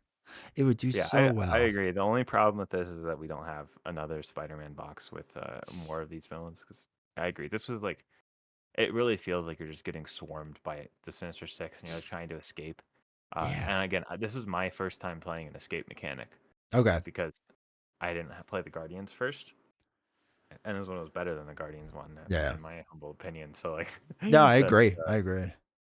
yeah. So like this was so cool. So it's like a multi-villain scenario plus the escape mechanic, and then it's the Sinister Six, and then like all jump in, and like the different. This is one of the first times I remember seeing cards that get specifically different effects in expert. Yeah. Which I think that's a great design space for the game. Like I really like having expert be like actually a different experience than standard Yes. because it makes it better for new players to like jump in and still play and have fun and fight the Spider-Man villains. But then you solve the problem of people complaining about it being too easy, and then you get the Guardians box where on standard it's like expert plus a Yeah. bit. Yeah. Yeah, I love this scenario too. I agree. Yeah, light at the end of the tunnel. To this day, I remember like going through it and just like, oh, I have to focus on that. But it was so nice being able to punch the villain in the face and remove threat off of it. Like it was such a better way of doing the collector scenario. But yeah. All right, then we have the last one, Venom Goblin, which you can argue is up there with one of the hardest villains in the game. I think in the beginning, this was the big letdown for people. Besides Mysterio, was just because of how difficult he can be here. Now, the whole three main scheme thing I thought was pretty interesting, and that it slowly like kind of gets corrupted, right? And then like when you flip it over, it's now like a symbiote environment. And then when that environment happens, like more bad, like his cards get worse essentially, which I thought was kind of a really interesting mechanic and way of doing things. I My weird hot take is that I actually think he himself is not that bad. I think it's just Goblin Gear is that bad. And if you don't play with Goblin Gear, I think you'll enjoy the scenario a lot more. Like, what is it? Advanced Glider is just like a terrible card to have to deal with. With basically after the villain activates against you, it activates again, and then there's another card that just finds it for him, right? So like even if you somehow got rid of it, like he has another treachery card that just finds it, which is just like just feels bad. So if you don't like Venom Goblin, don't play with Goblin Gear. Play with anything else, anything simpler, Goblin and I think it makes gimmicks. that most. Is that what it is? Goblin gimmicks? No, the one that you should replace Oh, it with is oh, Remedy Agent Black. yeah, yeah, yeah. I love Goblin gimmick. Yeah, I don't think that's a bad take at all. I think that's the most base thing I've ever heard you say. I I don't know if appreciate that's true, but I it. just totally agree that like when I'm playing Venom Goblin, like he adds some pressure of dealing you the face down counter cards at the beginning. He's adding more threat, but like they're all high threat thresholds, and you can choose to lose one of them. Yeah, Uh, but yeah, so like he has a lot going on, but really, my losses that I remember to him are like he gets the glider, he activates twice. I didn't have a 3 cost attack event, so now it's gone. yeah, Which yeah. that's the part that's difficult to me. So like not that he's not difficult on his own, but like it makes him feel unfair when he has the glider, especially when he has special triggers off of the activating because Mhm. every time he activates he resolves his ability, Yeah, and then that resolves the main scheme ability, and that's really difficult. So yeah, I think just using a different modular does a lot for this. But mhm. I'm not mad at it in the way I was against Collector. I think Okay. partly because he's a final boss. He's like the final boss of, and he's like the Green Goblin with the Venom symbiote on. Like that just seems like it's gonna be hard. It's like I'm Yeah, expecting it to be kind of unfair when I play it, agreed. and also it's a lot easier on standard than it is on expert. Like I think it, Yes. especially Yeah. if you take out advanced glider, it's actually an approachable scenario on standard. And then Mhm. on expert with the advanced glider, like you can build around it where you just like make sure you play a character that has 3 cost attack events, or you like add a couple attack events in your deck. That's just not fun to me. Agreed. That's not like a fun difficulty lever to me of like being like, okay, I have to add 3 cost attack event tax. Like that's not cool to me. But everything else about his difficulty is really cool to me, and that part that I don't like, you can just switch, which Yeah. I think is great. I wish they would have redesigned that so that it would have been either 3 cost attack event, 3 cost defense event, or 3 cost justice event. So like it like because if I'm playing justice, like I'm kind of screwed against Venom Goblin. Or I'm playing protection, like you're probably not going to be in a good spot.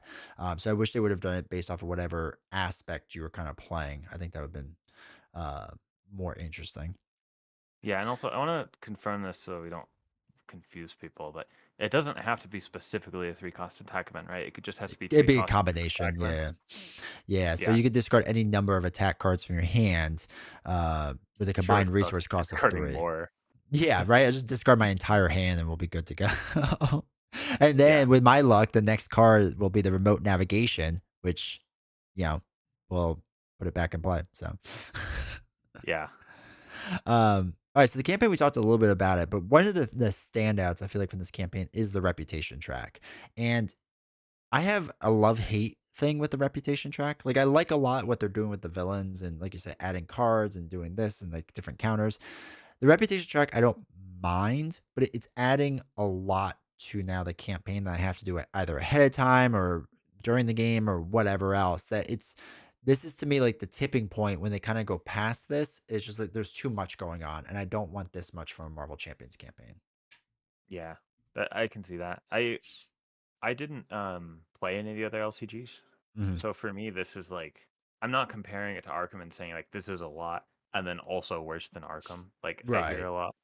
I don't like it's that might be true for all I know, but I really like it. It's just I think the whole thing of like J. Jonah Jameson just like trying to turn the town against you, and there's like the public outcry, and like Yeah. they get mad at you every time that J. Jonah Jameson publishes a newspaper, and then you got to like save their lives again, and then they stop yelling at you for a second, and then there's like also the you have to like rescue all those like you have to go like stop a train, you have to like rescue a cat from a tree, you have to like stop a mugging in an alley, like it just feels like you're playing Spider-Man Yeah. through that whole campaign.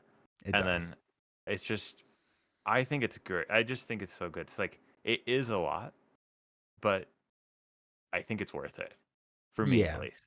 And if it's not worth it, it's still good on its own. Mhm. So, but it just this fundamentally changes how the whole thing works. So it's more separate than Mad Titan's Shadow, which is another one I really like. Yeah. The Mad Titan's Shadow, you can just play it campaign or non-campaign mode, and it's not that big of a difference on like setup. But this one, it's like when I'm looking for like a campaign experience, this is like my go-to, and I've played this in campaign mode in multiplayer. Like I don't even know how many times at this point. Like at least 6 or 7 times or more in multiplayer campaign mode, like Yeah. all the way through, and it's just so cool to me. It is good, and that's the thing. Like I know I'm like talking about the reputation track that I don't like it, but it I do like it, but it's like like this is my threshold of like what I want from this game and what it is. So I think it hit it without being too much, but not a step more. Like my little brain cannot figure it out and just doesn't want to deal with it. So, all Yeah, right. What were your reviews of this? What would you rank it? I think that the combination of Venom and Sandman kind of like loses a point for me. Not loses, but like I think like only 1 point for the two of them, and they like share that lost point to me. But then Mysterio, big hit. Doctor Octopus, big hit. Venom Goblin, big hit. Campaign Mechanic, big hit. The Heroes, big hit. So it's like everything is, and then just being like as immersive as it is, and like feeling like you're in the Spider-Man thing. It's like the theme just adds so much to me that even though I'm not the biggest fan of like the Sandman and Venom villain mechanic specifically, it just doesn't matter at all to me Hmm. because it's so good, and the Spider-Man universe is so rich, and the theming is so good, and the art's so good, and Yeah. everything's so good about everything else that it just completely carries it through that to me. Yeah, yeah, no, that's fair. I agree. Like, I love the heroes. I think the like I said, the best heroes in the box. I like every single villain in this. I like the campaign. Um, it's not bad. I just prefer other campaigns because, like I said, it's too much for me sometimes. I just want to sit down and play through it. Like I have a bad tendency of trying to do an entire campaign in one sitting as well, and it's just not conducive to that all Oh the yeah, time. It's really meant to be played over multiple settings, and that's just or sittings, and that's just not what I want to do with Marvel Champions. So like it kind of like detracts a bit from that. Um, but I have to go through it again and give it another shot because I've only done it 3 or 4 times. So yeah, I like it. I like the villains. I like the heroes. I think it's the best box that you can't get anymore. But I think at the time it was the best box you could get, and hopefully they replicate its greatness one day. yeah. Like I am on video record saying like core box to this Yeah, plus the mutagen formula pack, and then you're set. yeah, yeah. All right, our next one that we have is Mutant Genesis. We're starting with the X-Men wave. All right, so going into the heroes quick because Colossus I'm not a big fan of. I like the idea of his tough status thing and use it as a resource.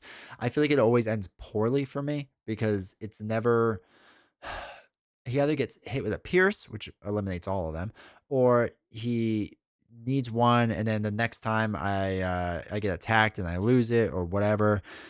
And then you have to flip down to get another tough status back, basically. It's very hard to get one on your hero side. So I'm not the biggest fan of that. And Shadowcat on the other side, though, I love her mechanic. I think it's kind of puzzly, and you have to think through it with being able to flip between what is it, her phase form and her solid form. And that the one side gets the resource, but if you defend on the phase side, like it really teaches you how defense works. I think that's really cool. So I really like her. And now that there's more cards, like you don't just have to play her protection. She works well in like aggression now and or other aspects as well. Yeah, I think I just pretty much agree with that. Colossus is a big miss for me. Mhm. He just like I'm not the biggest fan of forehand sized heroes, and then like his power is he has so much power in getting those like additional tough status cards and getting a tough when you flip and having 14 health, and then he has like a lot of status locks and stuff on his cards. But then it's so unfun playing him when I take indirect damage or indirect damage is like the main thing, or there's like a minion that comes out with quick strike and it's just like goodbye to your mechanic, and then Yeah. now you're just a four hand size hero without that if something goes wrong. Mhm. And then like that, I see a lot of things about everyone's just playing him wrong, and you have to go into alter ego and then like armor up and then like flip up and that type of thing. And I I recognize that's has a lot of potential and can be really strong, but like I'm not that's not a positive to me either, Yeah. because heroes that you have to play in a certain way to like unlock their power, and it's not like you're not going to take him into like all the different aspects and then feel powerful in like multiple different ways of playing him. Mm. Like you can feel fine, but like it's not that fun to me. But then Shadowcat is great. I think she's super fun and super cool and very powerful. It's just she's a little bit too rules heavy for me, Okay. because Yeah. it's like I can play her. I get how she's supposed to work, but it's like it's not only the puzzle of figuring out whether you want to attack or defend or what form you want to be in. It's also the puzzle of like when you're playing like a defense card and then the villain triggers another effect and then attacks you like twice, and then it's just a lot to think about with that, and I just don't generally want to go through that. Like Yeah. I prefer like a little simpler heroes to play than what she offers. That's Not fair. even that it's hard to play her though. It's just like the It's amount of like to get her working correctly with the rules is just more effort that I want to put towards thinking about it than I prefer. yeah, there's like just a lot going on with her that you have to kind of pay attention to. Yeah. So I get that. All right, Plus she's so fantastic at the same time. yeah, yeah. All right, so for the villains, we have Sabretooth, which people really hated in the beginning. And I think if he was the third villain in the box, people would love him. But he's just tougher than I think people expected. And the Mystique modular set is absolutely terrible and just ruins everyone's day, I think. Yeah, I have a horrible experience with Sabretooth. I've lost to Sabretooth more than I've lost to Magneto. I actually don't really lose to Magneto that often, but Mm, Sabretooth is weird. It's like again, I played this two-player campaign mode with the precon decks against Sabretooth, and it was just such a nightmare playing it like that. Like Colossus's precon deck just felt absolutely horrible.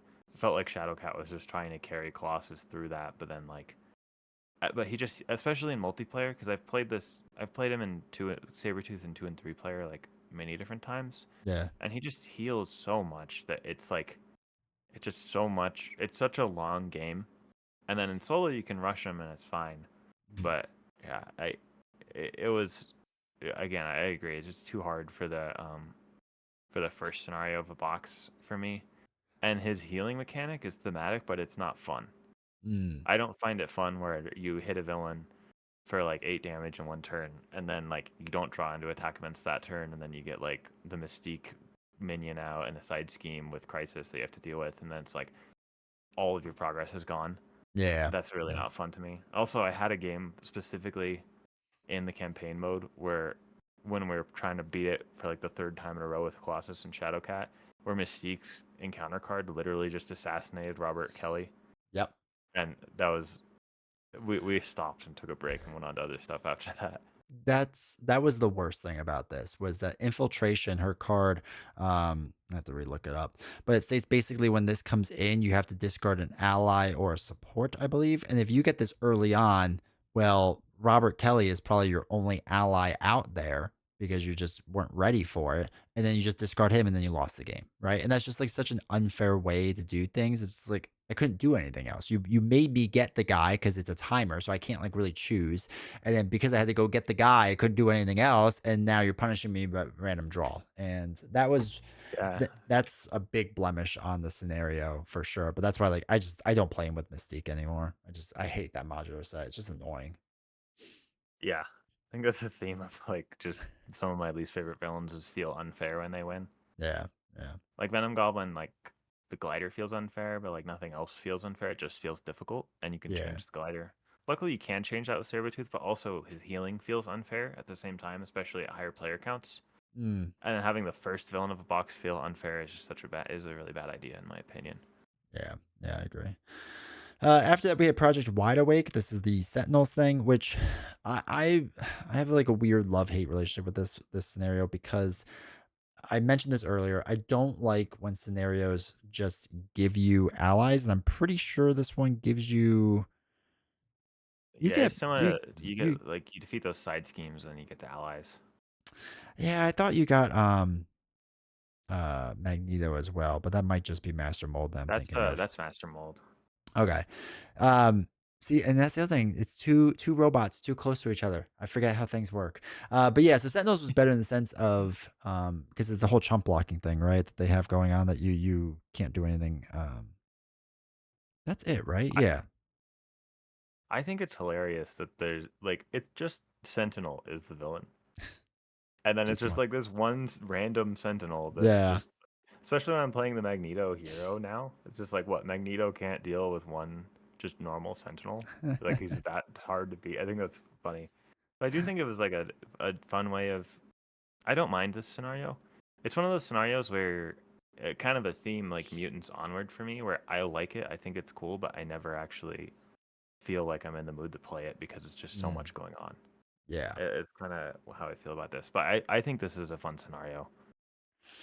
Yeah, they definitely did a better job. That's what it was. That you can't chump block through one of the mod sets. So like it goes under a pile, and if there's the pile's too big, then you lose the game, right? This is what Collector One probably should have been. So at least they learned their lesson, which is good. So that's fun. Yeah.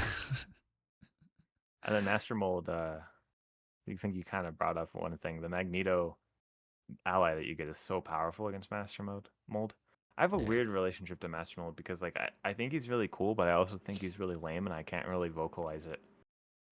I just have both of those feelings that are not articulated at the same time. I think that's fair. I don't like it. I don't like it because you gave me an ally. And again, it feels like this weird extension from Sentinels, and I don't know why. Maybe because I don't know X Men as well as other things. So it's just like, I played a robot. Now I'm gonna play a different robot. And it's like, okay, like they're the whole flow of the game just feels very similar to me with a point. I mean, it's not completely the same again with the Master Mold with the Sentinel Factory. Every time you get a Sentinel minion out there, it gains guard, which is cool. But like I just played against the Sentinels, so it feels like again like that whole thing of like you're bringing the Sentinels back from the last scenario, and it just I always get them like not mixed. Well, I guess a little mixed up in my head, but they just feel too theme wise similar to me. I'm just not a big fan of that. I'm not. I agree. Like I like a little more variety. There's a future box which we'll get to later that has a similar problem to me where it's like the same thing 2 times in a row. Yeah, yeah. So mansion attacks, I think was a pretty interesting one where you're basically making like a villain stack, right? And the only downside I really have with this is that on the save the school card, it tells you in order to win you have to beat a certain amount of villains. And in order to figure out what that amount is, go look at the rule book. And I wish you just set it on the cards because like I don't want to like go through a rule book to see what it is and bring back like it's a super minor gripe, but it's like one of those weird things that just annoys me. But past that, I really like what they're doing with this main schemes where every character gets steady, right? Every character gets retaliate.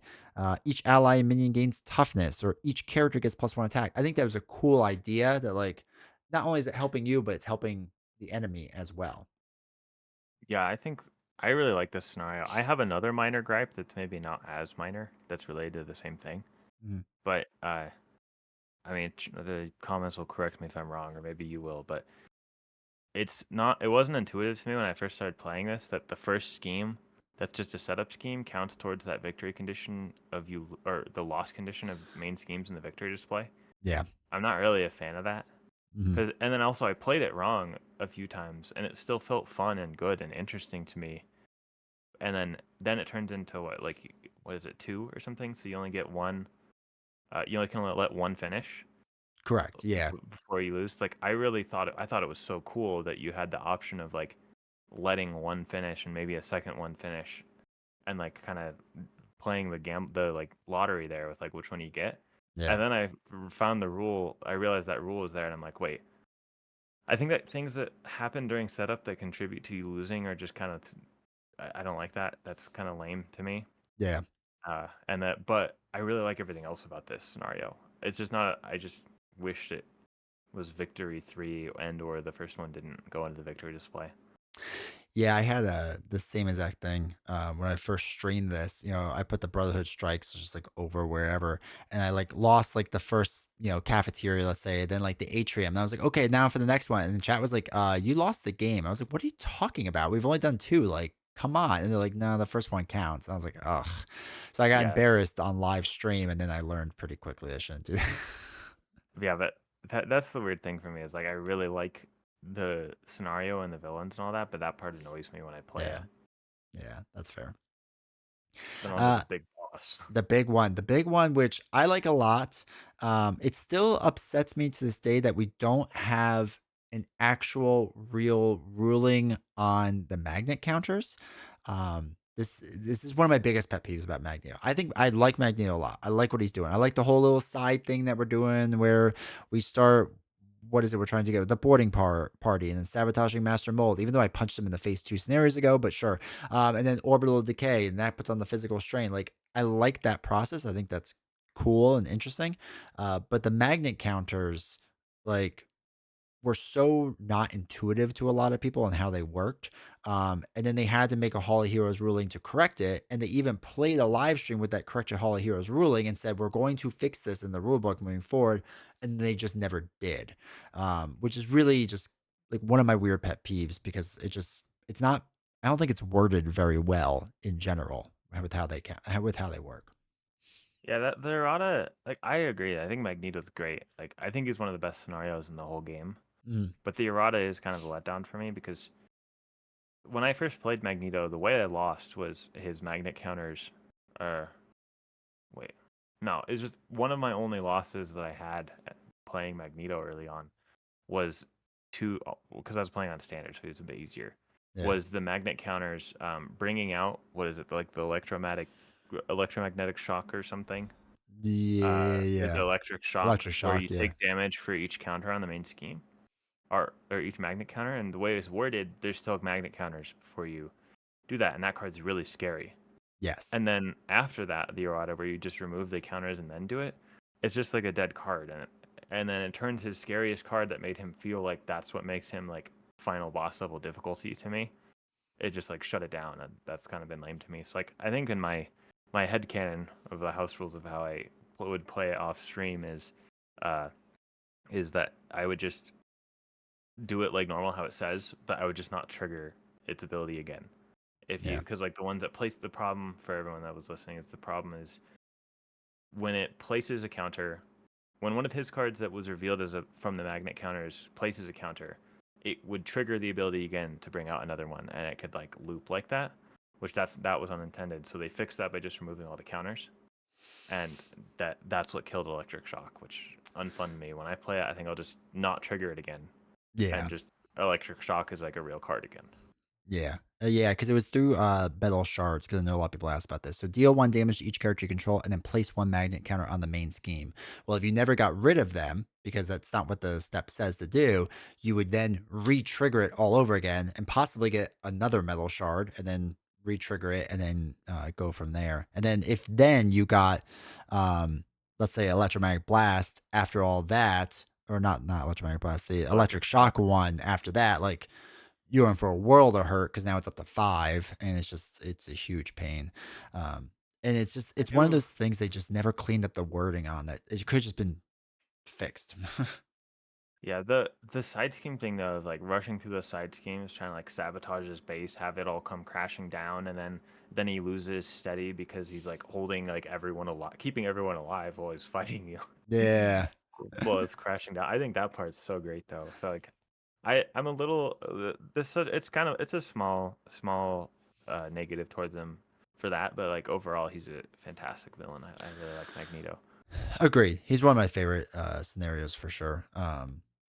But yeah, it's just a minor thing, and it's gotten to the point that like I'll change the way I play. Like sometimes I play so the counters stay on, and I just keep doing it, and then I'll play the other way where like I take them off. And you know, it's just I've played him so many times now. Like I don't need to play him whatever the quote unquote correct way is at this time. I'll just play him however I'm kind of feeling that day, uh, and just do it however. So all right.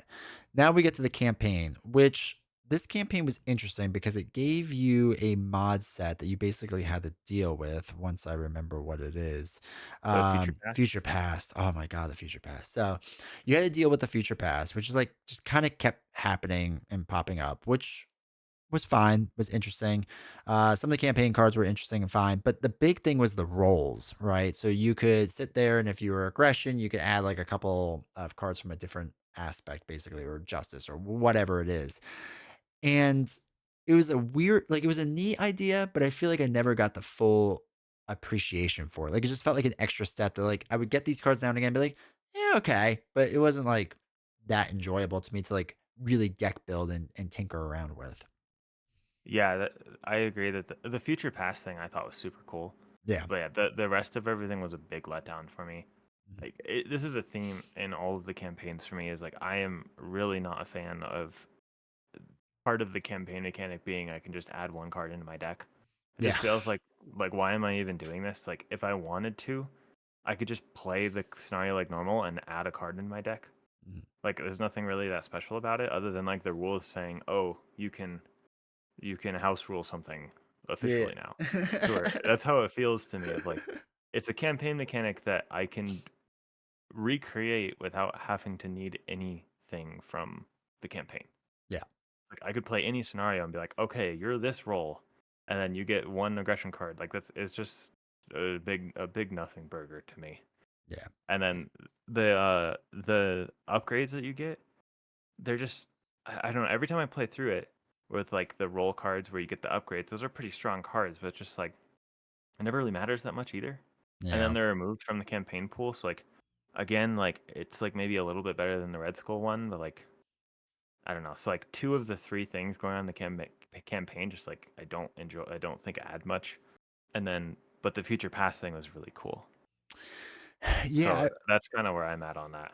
I wish they would have just like leaned into the future past thing more. Like it felt like it was like three random or four random ideas or like previous ideas. And they're like, all right, let's just shove all those ideas in there. Like when we talk about the past three expansions, like it felt like for me at least like a cohesive thing. Like they all worked well together. They all kind of made sense together.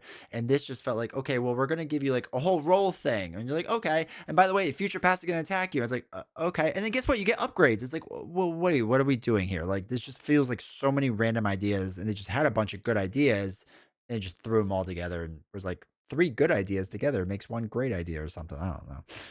Yeah, big letdown for me on the campaign here, especially after the coming after Sinister Motives and Mad Titan's Yeah. Shadow and Guardians. Like the campaign mechanic just like took fell off a cliff on this one in my for me at least. Yeah. Agreed 100%. All right. Next evolution. Oh, God, I keep forgetting. Points. Yeah, we have to get points. I get so excited about talking about the campaign. I'm like, oh, that's right. We have to talk about the points. So, Yeah, what do you, Colossus no point. Shadowcat gets a point. Uh, Sabretooth doesn't get a point. Sentinel gets a point. Master Mold, so no point. And then so it's like four out of 8 points for me. okay. Colossus, no. Shadowcat, yes. Sabretooth, yes for me. Sentinel, no. Master Mold, no. The Mansion, yes. Magneto, yes. And no. So four as well, just a different four. Yeah, see, so it's fact. Yeah, it just averages out to the same. No matter if you disagree with us, it averages out to just a mid box. All right. Now we can jump into the next evolution. All right, talking about the heroes. Let me just gush about the greatness that is Domino. I love Domino. I know people hate Domino. I don't care. I love her. I think she's phenomenal. I enjoy the luck mechanic. I enjoy that I don't quite know what I'm gonna get, and sometimes I pull out a really great card, and sometimes I don't. And I get that people don't like that and whatever, but I love everything about it. She's borderline perfection to me, and I just want to play her all the time. That's all I'll That's say great about to that. hear. Those are so wholesome. I'm glad you like Domino that much. Yeah, yeah. I These assume are you do as well. no, I don't.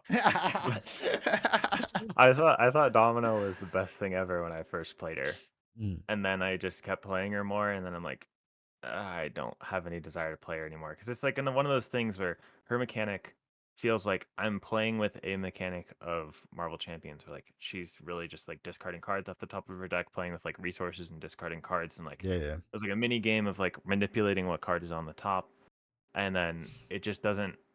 It's not fun to me because like that kind of mechanic for me gets old after like 4 or 5 plays. Like I played through the Yeah, campaign once. I think it's the coolest thing ever, and then I have no desire to return to Domino. yeah, yeah. Just I'm a little worried about the Agents of Shield hero packs because of that actually because like I'm hoping that I don't feel the same about like Falcon and Silk because they're like Falcon's like top of the encounter deck Right. version of Damo kinda, and then Silk's like tucking cards. I'm hoping that I don't feel that way about those, but yeah, Domino. Again, it was an arc of like, oh, best thing ever to like falling off a cliff and be like, she's all right. I'm still like up on the top of that cliff. Maybe I'll fall off one day, but who knows? Not today. All right, then we have Cable, who I know I recognize that Cable is good. I recognize he is strong. I have never gotten him to work. I don't know. Just doesn't work for me. Something about him does not click with me. And I don't even like dislike him as a hero. It's just I dislike him because I keep losing because I can't play him correctly, apparently. That's my only dislike.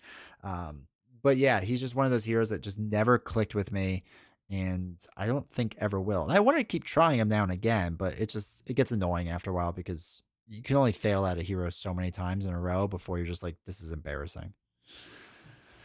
I don't know. I feel like you just have a lot of pressure put onto you too, because like I guess. there's like this surge of saying like he's the strongest hero in the whole game, Mm, which in certain contexts I think he is like up there and like some of the strongest heroes in the whole game, but he's not like I feel like remove him from that and like remove your expectation of him of you feeling like you have to beat every scenario in the game with him without any problems at all, and then I think it could be more enjoyable.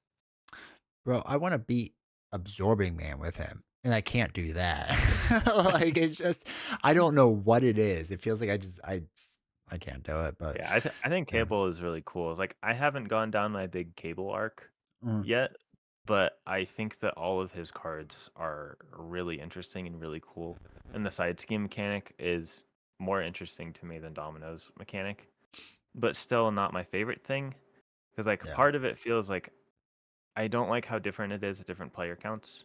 Mhm. It's like the impact is a lot larger at multiplayer, but then he's not going to finish as many of them, and then he's going to shut down like a lot of the rest of his kit.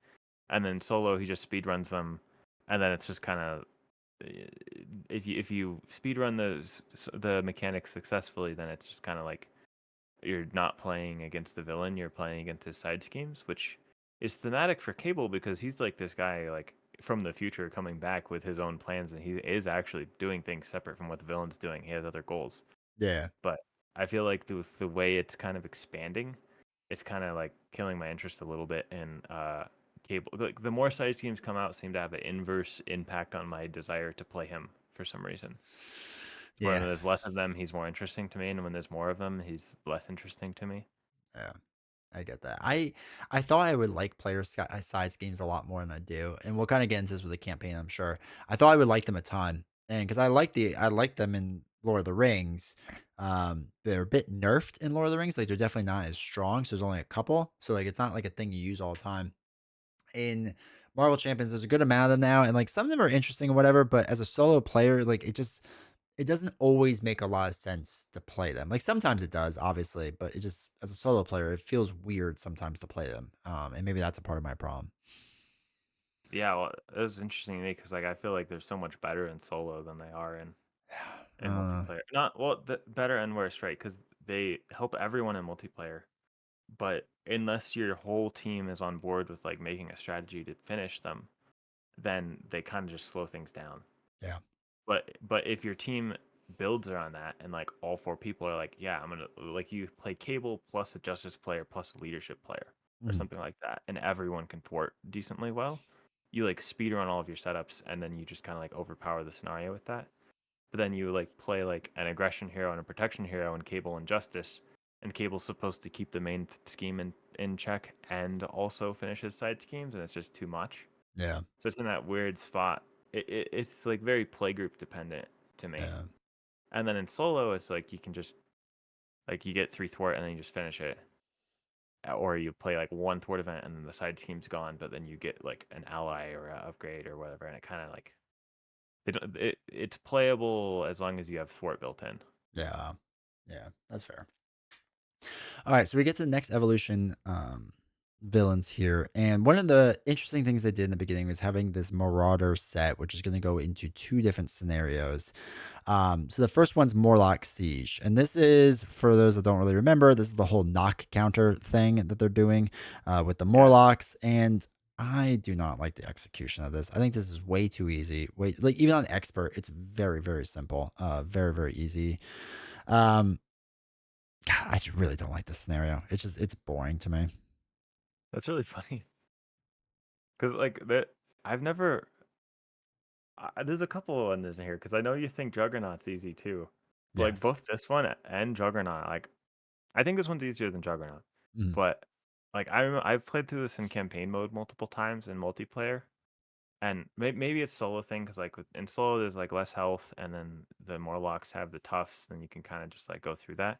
Yeah. But like the retaliate for each what is it, cards under here are not in play. The villain gains a retaliate one for each card under here. Hmm. And then it's like the more villains you defeat, like the more retaliate it gets. I think I remember if does it get to retaliate 2 or retaliate 3? I think just two, if I remember. Just 2, but like that retaliate 2, like when the health goes up on those villains is really rough to deal with. Of like 12 health, it's like swing web kick and a couple allies and it's dead. And then but like it's 24 or like 36, like that retaliate starts really hurting at a certain point. So like I feel like it's just very player count Yeah, dependent. I agree with that. Cause like for me, especially like as a solo player, it's like, okay, with those retaliates, what I'm gonna do is just basically have my allies go out there and punch them in the face for me until I can do a one hit shot. And because again, I think the highest amount of health is 14, maybe Is that for what, like expert size. Blockbuster or something? Something like that. Let's see. Vertigo is 12. Riptide is 12. Harpoon is 13. Grey Crow is 12. Chimera is 14. Blockbuster is 14. And Arclight's 13. Yes, they're all pretty low health. Yeah. So that's the thing, because we've had so many allies that like, or I'm sorry, heroes that can do 8 damage with one hit. If I can just get them down to that, and I can do that with an ally or two, like I'm gonna be fine. So that's kind of how I Yeah, approach it. Or even if I have to exhaust my hero to do one attack and then do the big hit and get hit for two, like that's not a big deal either. yeah, I can So see I that. could see And you that with plan around multiplayer. it. Yeah. Yeah, because solo you can plan around when it flips too. Yeah. And then in like 3 player, it's like it kind of just flips when it flips. Like you have a little bit of control, but it's like you have to stick around for a while unless everyone gets the perfect hand. Yeah. So That's fair. that was interesting because I think you're right that in solo it's a little easier, but Yeah. I don't think it's trivial. Okay. Like it's not like absorbing man to me. It's just like It's not absorbing, man. I think because like Grey Crow and Harpoon are harder villains, and I like the choice you can make, right? So Grey Crow up there allows you to either discard each card that you control with or discard the card with the highest cost, or he gets plus attack. Like I like that mechanic. That's like, okay, what do I want to do? I like when they give players choices, so I think it's definitely more interesting and harder than that. But I very rarely have struggled, even on expert. yeah. And the next one is kind of a I think the biggest detriment to me in this is that the first and second scenario just blend together in my head. Yeah. I've played it like 5 or more times and through the campaign, and it's just like it's still just like okay, which one was this? Which one which one was where? Like I know the first one is the Morlocks, but then for some reason with the on the run one, it just gets so like um it's just so forgettable for some reason. I don't know why. Yeah, I get that. It definitely does blend. This you're more so dealing with like the minions, right? Because each Marauder minion gains steady and expert. The villain will also gain steady, so that can hurt. And then I think the minions, some of them have guard, if I remember correctly. But this also came out with teamwork, which was like a whole thing to deal with, and all that fun stuff. Um, but yeah, with Hope's captor on one side, which basically just kind of like hangs out and doesn't do a ton, right? Until you would defeat that villain, and then it flips over, and then now the villain gets like a respectable amount of health because they get +6 per player. So like a Great Crow is now up to 18, which is like okay, like that's I have to more strategize with this, and they get a +1/+1 stat line, so he's now a 3/3 villain, and I'm like, okay, this is better. So I definitely like this scenario more. Um, but because, and I think we've talked about this in the past, because I've done so much focus on aggression in my plays, that like dealing with harder minions isn't that hard for me. And I think a lot of people struggle with harder minions because they're playing protection or leadership or justice, and that's not like a thing they focus on as much. Yeah, and I really don't have anything more to say about this other than that no matter how many times I play it, I forget about it. So I think it's just forgettable All right, then let's for move me on at least. to let's move on to Juggernaut, where my biggest issue with Juggernaut is once again they give us a free ally with Hope. And Hope is whatever your stat line is, right?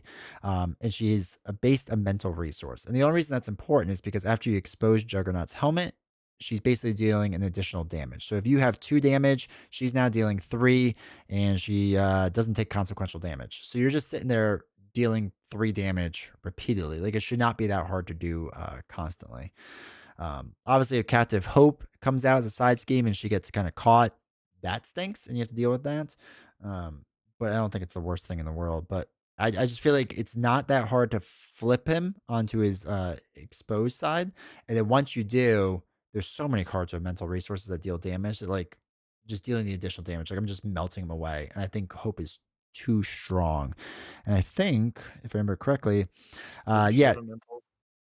so she is a mental, so she deals 1 additional damage, and it's based off of whatever your attack is. So again, I run aggression a lot. So like if I take Valkyrie because she is the goat, and Valkyrie can easily swing base swing for what 2, 3, there. So now Hope is swinging 3, but she's a mental, so now she's swinging 4. And then Valkyrie with the attachment on is now swinging 5, 6 against Juggernaut. Like we're melting Juggernaut so incredibly fast. We're just like exhausting.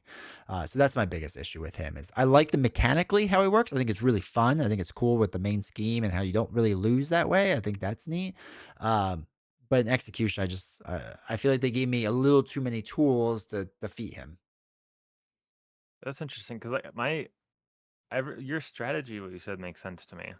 Mm. But in my experience playing him, like he just like splatters me so many times. Like, and maybe it's me just not being able to do it, but like I take his helmet off, and then I try to do the thing where I just like keep him on his other side, but he always finds a way to flip over and then one shot me. Mm. And that's happened to me like so many times when playing him. And like in solo too, because it's not this isn't just like this happens in multiplayer because XYZ Yeah. reasons. This happens to me in my solo plays that I've had on my channel. Like I took Angel up against him, and like Angel is a pretty strong hero. Mm. So I was like, oh, I'll play an Angel leadership deck against him, like spam the allies, and then just like melt him on the other side. And then he just kept flipping over and then one shotting me. You And know then what you what is it? you know what else works really well against him is if you put Psylocke in your aggression deck. Oh So yeah. Psylocke, because it will confuse him, so that the only way he flips his helmet is when he schemes, right? So you just keep a confuse on him. You don't flip down, you just stay up. And Psylocke is also a mental as well, so she's dealing additional damage when she does that. And so like you put Psylocke out there as a aggression ally, and it's super easy mode. Is that really the only way he flips? Is the scheme? Yeah, Juggernaut Does he exposed. not does he not He flip does it. on the search? He does it on if Juggernaut. Oh, so when you jump him from one stage to the next, he'll do it then as well, right? If it's in play, flip it. Um, So if you jump from stage 1 to stage 2 or stage 2 to stage 3, it will also do it. Yeah. But other than that, no, and you just have to plan around that, right? So before I flip them, it's like, okay, I'm just going to get to the point where I'm going to spend 3 resources just to flip this card again, especially if I have a resource generator or something. And I just do that then. Yeah, I don't know. Maybe this is a situation where like you can't play Cable, but you can one shot Juggernaut, and I just like lose to Juggernaut when I play. We But all he's have one our of I thing. really like. I really like Juggernaut. Like, but he does feel like I've lost to Juggernaut more times than I've lost to Magneto, Interesting. for instance. Like Magneto, I feel like I just run through the side schemes, and then it's hard, Hmm. but I like most of the time win. Like I probably win like 60 to 70% of the time I play against him on expert and solo, Okay.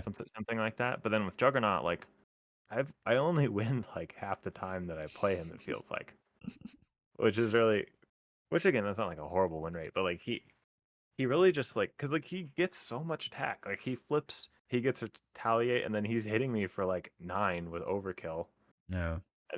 and even when I'm alter ego sometimes. I don't know. He's killed me while I'm an alter ego so many times as well. Yeah. But Yeah. I think that's so funny. Like I love that for Juggernaut that like he doesn't scheme out, but he'll just like splatter you while you're an alter ego. Yes. I I do think that's like that hilarious. mechanic. Yeah. I like that mechanic a lot. I'm happy they did it that way. Like again, even if I don't like a villain or a hero or whatever, like generally speaking, I'm happy with the mechanic and what direction they tried to do with it. Yeah. Um, all right, so the next villain is spoiler alert, the only villain I like from this box, which is Mr. Sinister. He's a little tough in solo. I feel like you have to kind of like speed up on him. But I like the whole thing of like you have the different attachments on him, and depending on what those attachments do, like either he gets the +1 attack or what else can he get?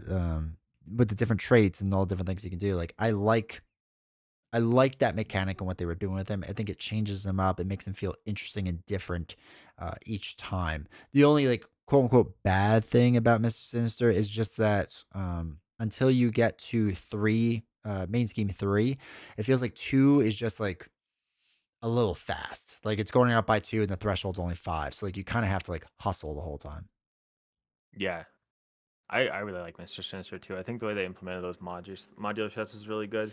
Mhm. And he really yeah, you can't really stop him from especially in solo, you can't really stop him from finishing that main Yeah. scheme at some point. But Yeah. then there's another interesting thing is like Mr. Sinister, I have a way easier time beating than Juggernaut, which is hilarious to me because you're uh, like the opposite. Yeah, I yeah. think Mr. Sinister is great. Yeah. I think he's fun. I think he's really well done. I think that was a good one. And then we finish out with Strife, who I like. Okay, I really like the idea of Strife, of that like depending on what you have in your hand, adjust his attack and whatever. And they try to make it more difficult by giving you more cards. But the problem is if I have more cards, I can punch you more in the face. And if I can punch you more in the face, I'm going to win. And I feel like it's just his boost isn't big enough because even on stage 3 his attack is still only a 1. I feel like it should have went up like at least to a 2. So it's still pretty weak, and again if you have a pretty varied deck where like okay maybe he gets like a +2 a +3 but that's it, like okay like I'm gonna be able to do a lot on my turn, especially if I have my resource generators out, because in the beginning you were hitting me with 0 plus whatever it was.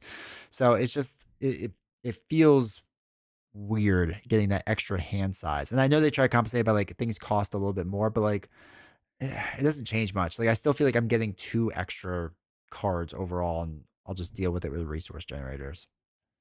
Yeah, like for me, Strife is I think probably my least favorite final boss in like the entire game. Yeah. I don't know. I just really don't like Strife. I think his mechanic is super lame.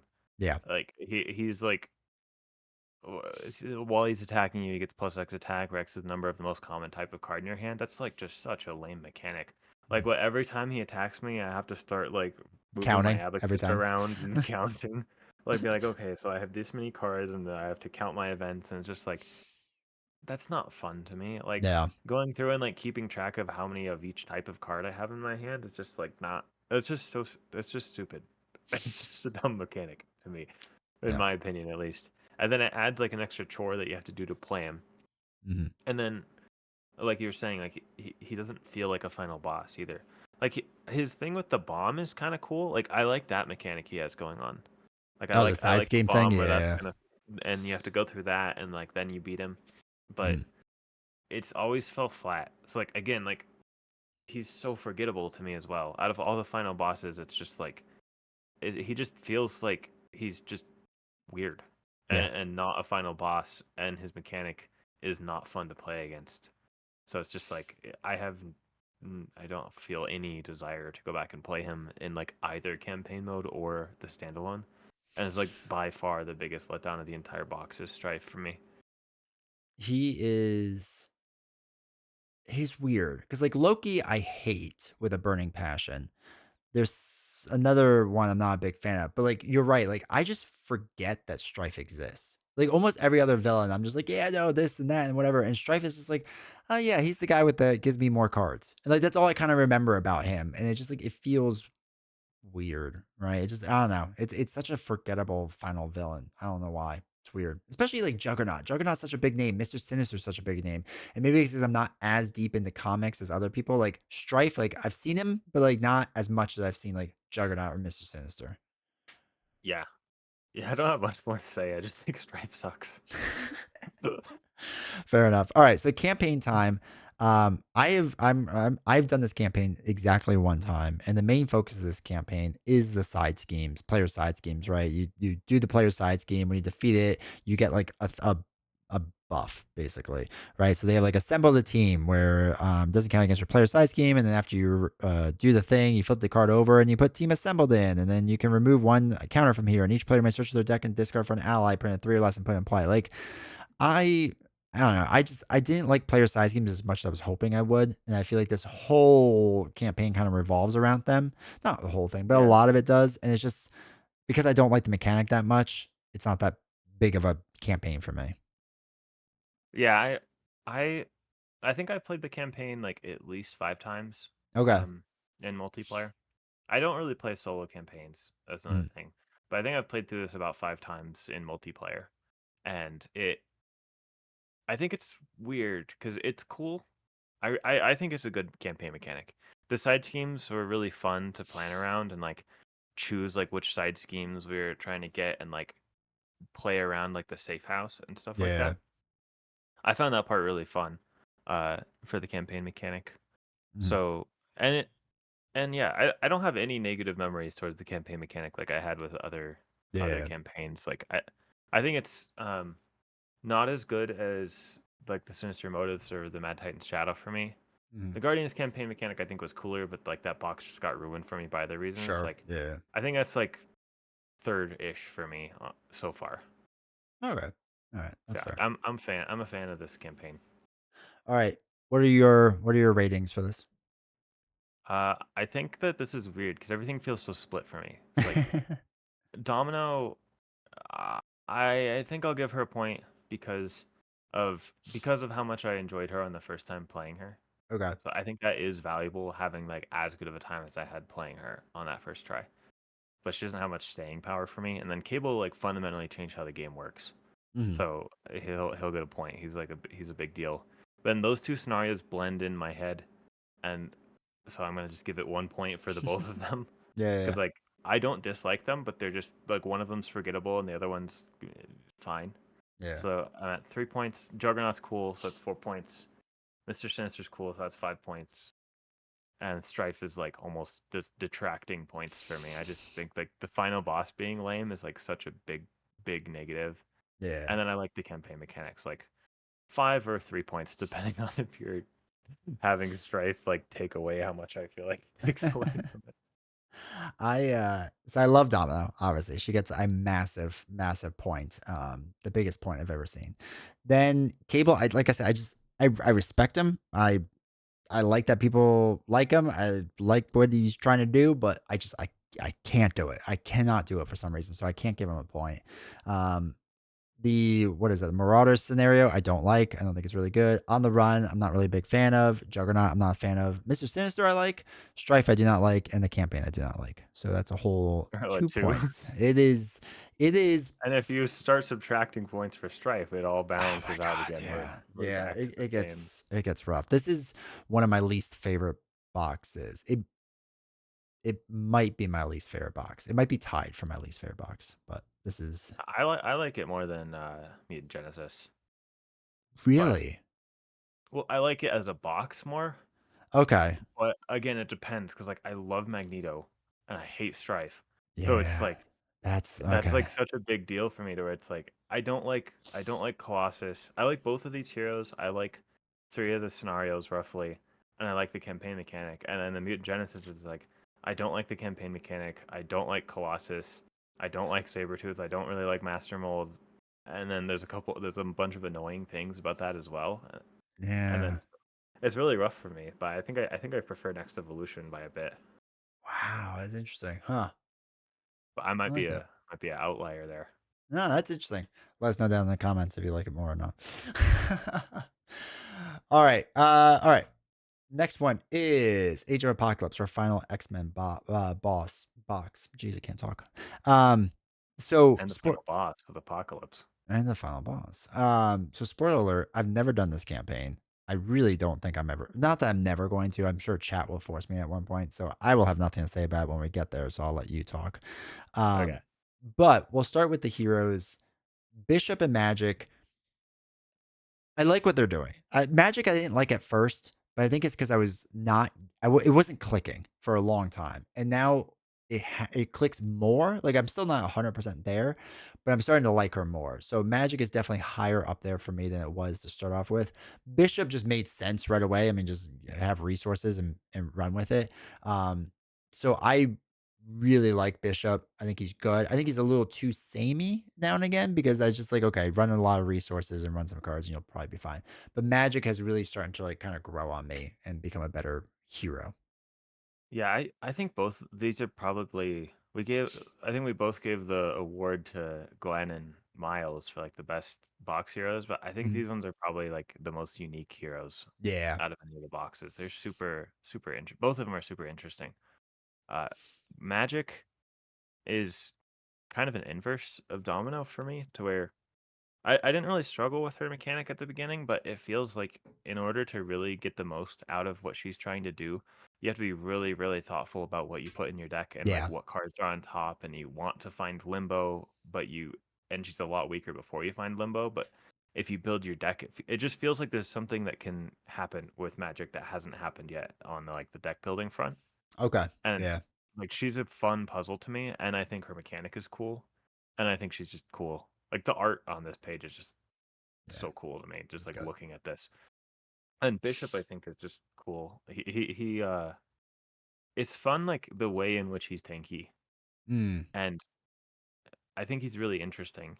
Like I haven't played Bishop as much as Magic, so like I played Magic through the campaign, and Paulina was Bishop, and Yeah. then I played Bishop a couple one or two times outside of the campaign, but I haven't played Bishop. I haven't gone back to Bishop then, but I think he's really cool. Mm. Um, Magic brings up a weird problem though with deck building in general, in that she has the Mystic and the X-Men trait. So then if you start including like the X-Jet and Forge and Utopia, that type of stuff, that's just really powerful X-Men stuff that's Mm. basic. And then you start including the really powerful Mystic stuff that's basic. And then all of a sudden like your deck space is gone. Yeah. And then I feel like there's kind of a trap of doing that with her when she doesn't have to do both Mystic and X-Men, all of the trait locked stuff, Mm. but she can, and it's like so like I feel like you have to like at least for me, I have to fight against the urge to just throw in all those cards. And I haven't figured out my favorite way to play her yet, but I enjoy her a lot. I enjoy the options there for sure that you could kind of go either direction with that. Her signature ally is like the coolest card in the game too. I love the Colossus ally coming into play from the top of your deck, Oh blocking the top yeah. status card and not exhausting. That's so cool. Yeah. That was well done. That was really well done. Yeah. All right. So villain wise, we start off with Unis, who I like Unis. I think a lot of people hate Unis for some reason. I like him. I like the whole idea of like I like choices, right? I like when the game gives me a choice to like play one way or play another way. So you have something with like the gene pool, right? And you have to have or you have this mod set in and you can just let the gene pool go crazy if you really want to. Like, it's not going to lose you the game per se, but now he gains retaliate. Now he gains stalwart. Now he's going to get boost icons. Like, it probably behooves you to focus on the gene pool, but like, you don't have to. And I really appreciate, like, he's not like a super hard villain by any means, but like, I appreciate those choices the game lets you make and either do the thing or don't do the thing. Yeah, I think he's great. It is interesting because like you can ignore gene pool, and it is fine until it's not. Yeah. And it's really funny because it feels like later in the game, like after gene pool has 20 threat on it, and you've been just chump blocking this whole time, and then you get like a infinite guard that surges into another one, that surges into another one. They all quick strike you, and then you just start regretting all your choices. Mhm. And I think that's just such a funny thing because it makes you feel stupid, but in a way that doesn't feel bad. So it's just like, oh damn, I really should have dealt with that, huh? And then I kind of want to play it again. So like Yeah. that's an interesting thing because like that's hard. But if you do try to keep gene pool in check, you kind of run short on resources because you have to start thwarting it every turn. But then you have to deal with the main scheme, and then he isn't like a pushover or anything. It's like there's a lot that he has going on. Mhm. Um, for a first villain in the box, like I don't think he's as easy as most people say he is. Mhm. I've found him to be like I say that because most of the time with the first villain, if I'm playing a good deck, I don't lose. And with Eunice, when I play him, if I even if I'm playing a really good deck, like I have still lost to Eunice before, Right. eh, which is interesting. It's like, but he doesn't feel unfair to me. Mm. So like Sabretooth feels too hard, but that's because the way he is feels hard to me feels unfair. Mhm. But then Eunice like is not quite as hard as Sabretooth, but I feel like he's roughly like third, fourth level of another box's villain in difficulty, but he's the first one. But I don't know. That's just my take on it. Is that he's a little underrated in how difficult he is? Because like I wouldn't recommend like new player play Eunice because he's Yeah. easy. Like I would never recommend that. I agree. I agree. He is a little tougher than your average first boss, but I think so. I'm a firm believer that like that there's power creep in the game. So I think that everything base wise needs to raise in difficulty because I think the heroes have gotten so powerful now. So I think Unis being a little bit more difficult than like let's say Crossbones or whatever. Like I think that's fine. I think that's good, and I don't really have a problem with that. Yeah. The whole this whole box though is just a lot for me. Like Mm. every single one of these villains is just like, wow, that's gonna be if I sit down to play that, that's gonna be a lot. Like Dark Beast is like probably the villain that I feel like I can just pull out and play the easiest and have a quick game. And then if you compare Dark Beast to like Rise of Red Skull, he's like almost as complicated as Red Yeah. Skull on what he has going on, but in this box he's like simple, which I think does says a That- lot about this box. Is that it's just like, getting onto this next one with the Four Horsemen. It's like that. It's if you're trying to get everything correct and like pay attention there, the Four Horsemen is like an absolute nightmare yeah. to try to get all those rules correct.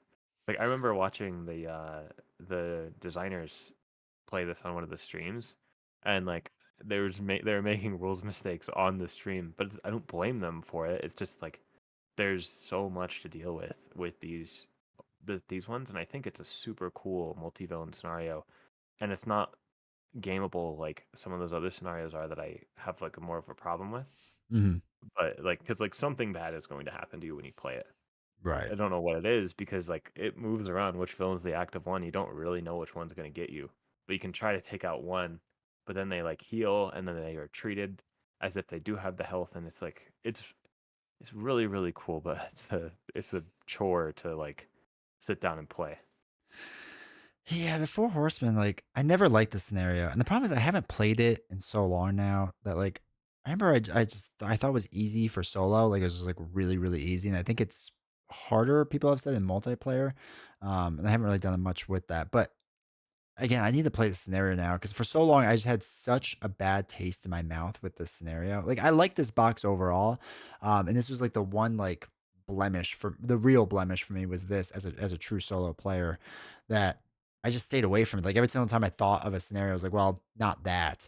And I need to force myself to go back and play it because like I don't know, my taste will have changed by now or whatever. But I just remember playing it and going like, this is not hard or difficult, and this is very easy.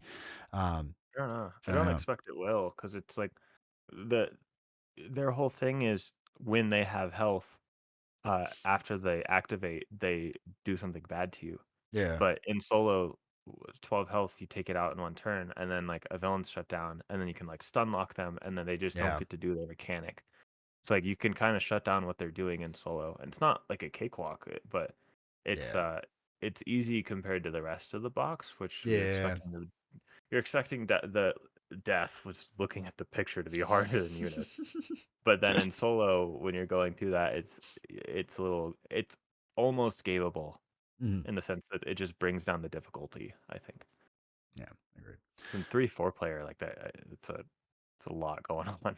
I can imagine. That's what people say. Like they're like in multiplayer, it's a lot more. It's a lot more interesting. And it's like I need to play in multiplayer too because I really haven't given it a fair chance until I do it that way as well. All right, next up we have Apocalypse, which I really like the design of like the 1, 2, 3, 4 stage. And like I know like one is supposed to be like super easy and you shouldn't really start on it, but like it's still kind of cool that that exists and whatnot. And it's also doing the whole Magneto thing where you're going through what the heart of the Empire. So threat can't be removed there while a prelate minion is in play. And then after you deal with that, then you can remove the threat, which isn't that much threat that's on it. But then acceleration icons start coming out, and it kind of interacts with the main scheme because the Age of Apocalypse. Then, when that or that's when Apocalypse would be defeated is when you clear out the main scheme. But when the main scheme is completed, remove all the threat from it, and then you remove whatever stage you're on, and the next one comes in. Like it's a really cool way of progressing through it. And it's very unique and different, and something we really never saw like up until this point. Yeah, I think this scenario is fantastic.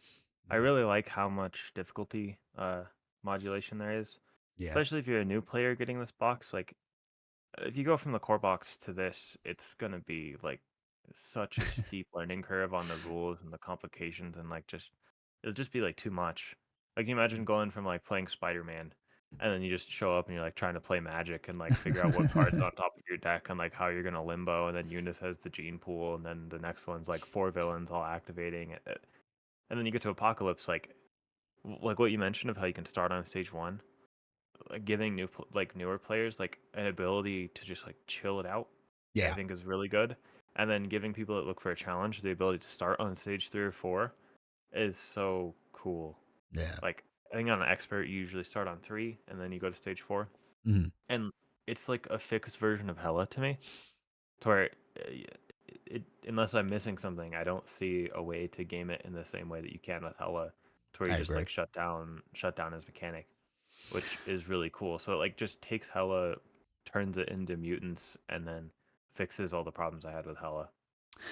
Yeah, because the big thing is the prelate minions, right, are they're shuffled ahead of time and then put in versus Hella's is very fixed, right? You know what's going to come out when it's going to come out.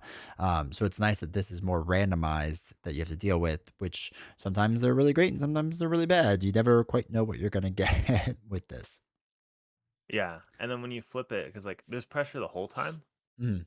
like a little hint on the Hella thing, like there's not as much pressure the whole time with Hella. Yeah. But with Apocalypse here, there's pressure the whole time. So it's like you don't have a set. You're not just sitting there chilling Mhm. until you decide you want to play. Apocalypse is doing what he wants to do the whole time, Yep. which is what's scary about it. But then you have tools to deal with it because you can defeat him to thwart and then remove his attachments. But if you just sit there, he's gonna keep just building up his attachments, and then you'll probably lose. Yeah. And Yeah. and yeah, I like it a lot. Yeah. Same. Same. All right, Dark Beast we alluded to earlier. He definitely is the quote unquote simplest villain in this box, and it feels simple, but when you compare it to like actual simple villains in other boxes, he's not as simple as you may think. It just seems like it. Yeah, he's just taking you through the timeline with like 3 different environments that come out, and he just has his little pew pew gun. Yep.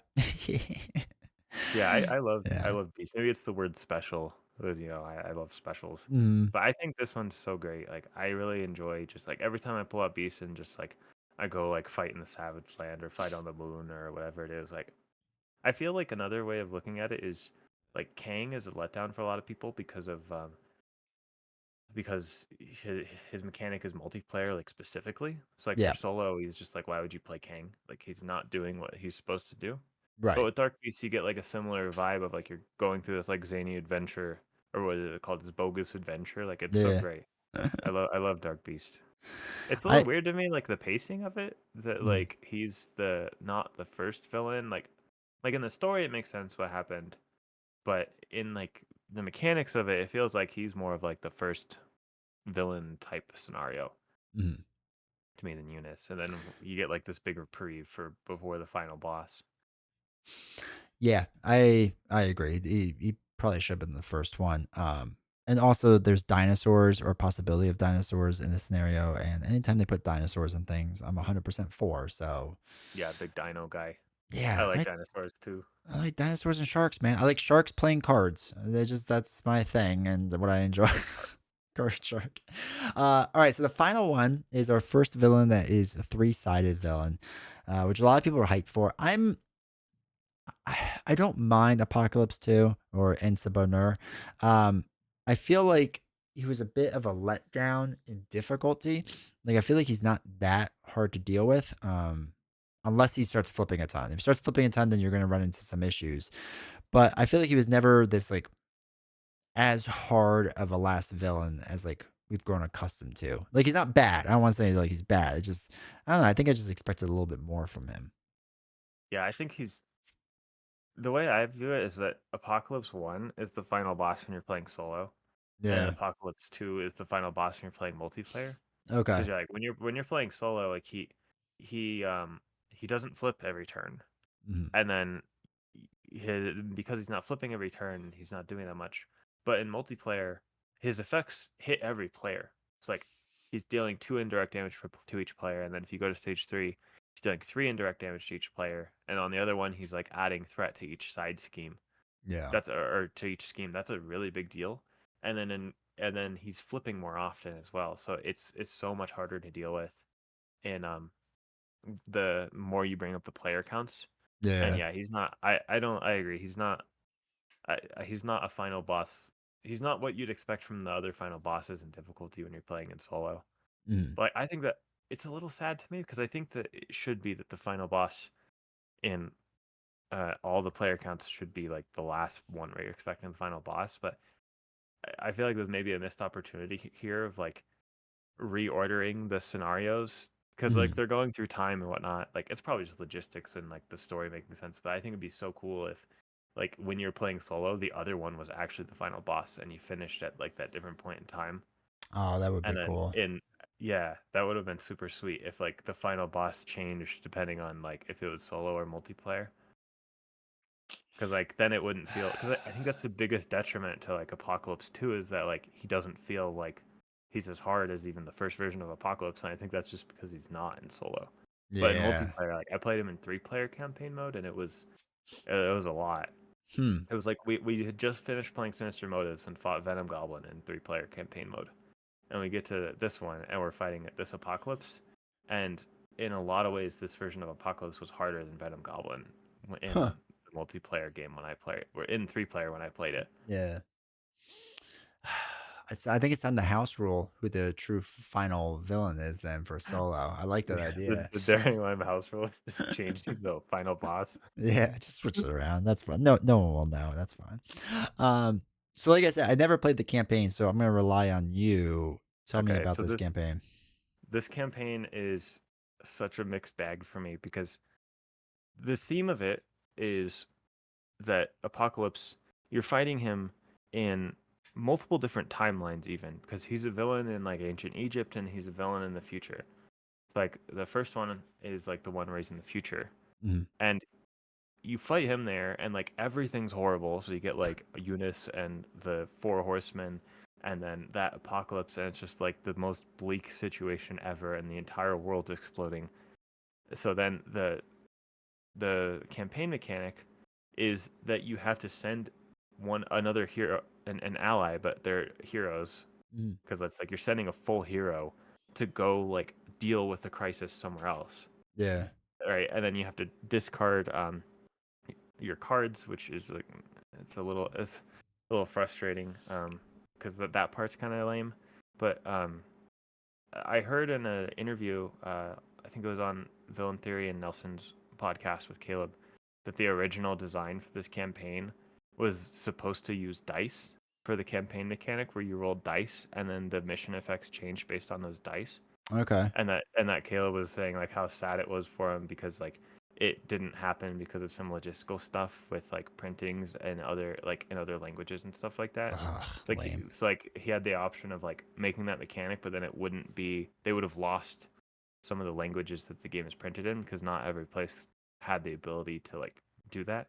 If I'm Yeah. remembering that correctly, so like they kept the accessibility, but then turned his campaign mechanic where you're rolling these dice and then getting different effects into your discarding cards off the top of your deck and matching resource types. And that part did fall a bit flat, and that's just Yeah. unfortunate. It's like hearing that context helped me a lot. Yeah. But the thing is the campaign mechanic feels separate from the scenarios, Okay. so it feels like an additional tax on what you're doing. And like we were talking about, Eunice, Death, Apocalypse 1, Apocalypse 2, Dark Beast is like the simplest one in this box. Combine that with Magic, who's one of the most complicated heroes, Bishop, who's not a simple hero, and then you're going through that campaign, and then you add this other campaign mechanic that's separate from what you're doing, but you have to deal with the whole time, and Mhm. you have to think about this entire extra variable, and it was just like way too much. It was like overload when I Yeah. was playing it and trying to learn these heroes and play it on. I think it's on stream like a long time ago on my channel. It's just way too much things going on to where it was just stressful and and not as fun. It would have been better if I was playing it off stream, not trying to get all the rules perfect. But Mhm. like it's a lot, and then I think that's one of the reasons why people don't like it as much. But I think it's really cool. Mm.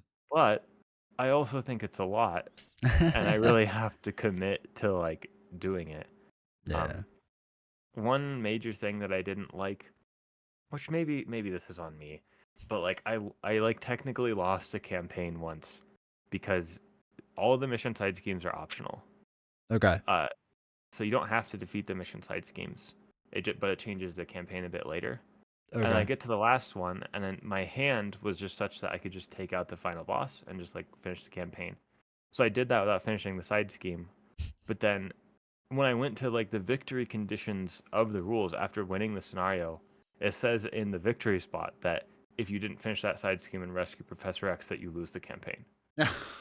So like I won the game and But you then flipped lost. open the book and then found out that I lost the game, and I was like, "What?" That's the worst feeling. That's I don't terrible. know. That was I didn't like that. Like, Yeah. but it's not that. I don't know. I'm conflicted on that because I thought it was funny. Like, I was like, I thought it was funny that I lost the campaign off that technicality because I didn't read forward. But I'm not a fan of like making people losing to things that you just don't ever lose to again because you know what's in it going on. Well, yeah. Like if you're playing through like you kind of forgot about it or whatever, and it's like you lost to a technicality, like that's rough feeling in a game like that. Yeah, so that's kind of my take on the campaign. All right. All right. So what are your reviews of Age of Apocalypse as a whole? Uh, this is so difficult for me because like I like Magic, I like Bishop, I like Eunice, I like every scenario, I like every hero, and then I like the campaign mechanic. Mhm. But then at the same time, there's that like complexity creep of the game to where it's like I seldom sit down to actually play this because of how much work it is to play it. Mm. So it's like it doesn't fit as well with the like arcade theme feel that Marvel Champions goes for Yeah. because it's like this epic thing. But it's this epic thing because it's the conclusion of like the mutant trilogy. So I feel conflicted on it. So it's like somewhere between perfect and mid. Yeah, I kind of agree because like I originally I had the box lower than I did originally because I didn't like Magic at first. Bishop I was kind of like hit and miss on where like I didn't mind it, but whatever. Unis I liked. The Four Horsemen I didn't like. APOC 1 I liked, Dark Beast I liked, and APOC 2 I didn't like. So it was like, it's a very mid box. But over time now, I've because Magic's complexity and what it is, like I've started to like it. Bishop is fine. He's like barely alike just because like I feel like I do the same build with him every single time and I kind of do the same strategy and like get his gun, get his armor, right? And like you'll probably be good then. So that gets a little boring after time. So like I waver back and forth with, and Apocalypse 2 I like a little bit more now, but I don't know. It's just he's such a weird final boss that like I really wish he was just like in the middle. And like I said, or like you said, I wish the apocalypses were kind of switched for solo. It feels weird. Yeah, because like the storyline makes sense, but then just the what you're expecting out of the final boss when you go through, it's like, okay, the final boss is easier than the third villain, Hmm. which is like it's the same dude in a different timeline, but yeah, it. I feel like that's kind of a good sum up of how this box feels to me. Of like, that's not a problem to me really, but it's not a positive either. Yeah, And there's just like I don't have I have very, very few complaints about the box. Other than that, I don't play it very much because of how much work it takes to set everything up and pay attention to everything. yeah, yeah. There definitely is a lot going on with it, for sure. So, Yeah, so I think between mid and perfect is my take. all right, fair enough. All right, so last one, big one. We're all now caught up with the Agents of Shield. Um, I'll I let you can't believe that. start. I forgot. I thought that was the last one. No, no. I somehow forgot. It's just such a long video. Yeah, no. This will be it. This will be good. Once again, I've not played the campaign with this, so I'll rely on you for the campaign. But Okay. I'll let you start with the So heroes. so this is a weird box for me because it represents like the pivot for me of changing my channel Hmm. because I have a lot of like YouTube baggage connected to this where it's like I was so excited to get to it. Mm, I had this game set up with with Paulina and my friend Johnny. We were gonna play through this campaign with Maria Hill, Nick Fury, and Black Widow in 3-player campaign. mm, And it was like what that's like everyone's dream. Like how many yeah. people that are watching these YouTube videos can say that they have on release day a game set up with Nick Fury, Maria Hill, and Black Widow in 3 player through the campaign mode. Like is like perfect. Yeah. And then I get to Black Widow. So I'm playing Nick Fury, Paulina's Maria Hill, and Johnny's Black Widow. And I get to the Black Widow villain and I play it and I just don't have fun. Mm, And it was like and I was thinking about it and I was like so I was preparing to like play them on my channel and like learning the rules and I was like fresh off of like a big frustration with the rules that was going on. I just like was focused on like okay so this effect has these implications and I have to be ready for that and it just brought in all this like frustrations I have with the rule book yeah. and then like pressure that I felt to like play through it on my channel and be like play through it in campaign mode and like beat all this villains on expert and like build powerful decks for Nick and Maria and it's just like I don't want to do any of that. Yeah. It's like it was just and because Black Widow I thought was super cool logically, but then there was just things that were annoying me about like how some of the cards were worded with like future proofing it, and then also just I wasn't having fun preparing to play it for being on my channel. It took me out of the experience of actually playing it. So Yeah. then that after playing Black Widow, I like recollected and I was like, okay, and I made that video on my channel saying like I'm done playing Marvel Champions on the channel. And then ever since then, I've been having a great time. Okay. It's like this whole box is the pivot for me. It's the shift to the Daring Lime that made the living tier list. I never would have got that done because I would have been playing gameplays and like building decks for Nick and Maria, where instead I made that whole website. Yeah. It's like Which is the kind of whole awesome. transition point. Okay, so I'll start with Nick Fury because he's also the one I got to preview cards for. And I think that his mechanic is really unique and he Hmm. plays different than basically every other hero that you're going to encounter. Hmm. Like his whole thing of like gathering intel storing it on his suit, which that's a little. I just ignore the idea of like storing intel on his suit and whatever, whatever. Yeah. It's a card game. He's storing threat on his suit for some reason, and then he's infiltrating, learning about what the villain's plans are, gathering that stuff, and then he turns that against them and like hits and then turns that intel he got like against into damage.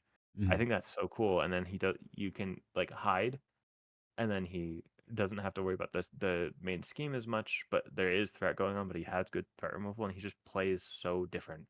And he's a Yeah. car, man. He's a flying car. So it's like I think Nick Fury is fantastic. Um, I'm gonna play him more at some point. He's just not necessarily my favorite hero in the game, but I think he's super unique and very fun. I don't have any complaints about him. Mhm. But then on to Maria, and I think the general consensus was like people wondering if she was going to be strong or not. But like when I read her preview cards, I was like, "Well, the 6 cost Iliad is like bonkers. You just Mhm. play it turn one, and then you just have the answer." I Mhm. was like, "That's crazy." And like these other 6 cost ones are really powerful too. And like, how many counters does she get? Because like, if she gets too many counters, like that's gonna just be so powerful. And that turns out to be like how it was that she just can play like the Iliad. So in solo, you can just play the Iliad. You have all your damage and threat removal. Or if you need like the survivability, you like play the Pericles or whatever, and then you're just chilling after that. Mhm. So that's like a little weird to me. And then uh, in multiplayer, I really like her ability to like help the team. So when Maria came out, or Pauline was playing Maria, she had the Cersei out. My friend Johnny was playing this weird protection Black Widow deck with Rock Slide and Rogue, Okay. where the rogue ally was touching rock slide and he has 6 health and then gaining his 3 attack. And then Paulina was able to just cheat out those 4 cost allies for the Black Widow players. So Black Widow was still playing all the preparations and stuff, but also Okay. had that thing going on. That Yeah. type of thing with Maria is super cool and like really fun in multiplayer when you like strategize around that. Mhm. But then like I don't have I don't I'm not really excited about her either. It's like what I was wanting to do with her was like I was really hoping that with the shield wave I could like build around aggression shield. I Yeah. really wanted to build around tac team. But then when I get to Maria, it's like I could build a really strong tac team deck, but it's just like the the other like the 6 cost supports are just so powerful that it's like why would I build a tac team deck? Mhm. It's like that's kind of like a letdown for me to where it's kind of like she kind of like solved the deck building for you by having those 6 cost supports that like only she can play. And Mhm. there's of course interesting things you can do, but like you just Agent 13 comes out, you use command team, ready her up, and then like activate your 6 cost things multiple times, and like I don't really feel like doing that. Yeah.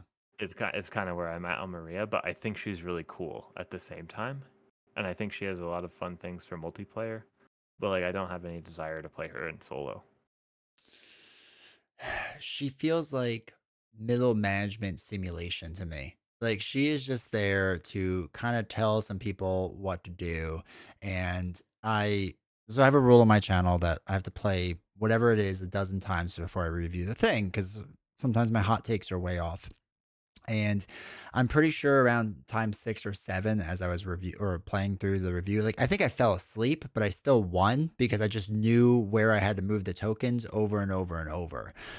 It was just I have never been so bored playing Marvel Champions in my entire life. Like it made me not like the game, just from boredom standpoint, because it's just, all right, I get her ship out because it's really easy to get her Iliad out in the very beginning, and unless I get caught off guard, which is the only time something interesting happens, like I'm probably good. I mean, she struggled against Expert Ronin, which is to be most people do, especially with 9 health, because like Expert Ronin just doesn't care about 9 health. So she can get smashed pretty hard if you don't have a blocker, and you probably don't have a blocker because you just spent all your resources in the Iliad. But if you get around that in the very beginning, it's just like, okay, whatever. Put the thing out there, put the shield director out there, and then do command team or whatever, just so you can move some tokens around, and then work on getting the other big ships out there.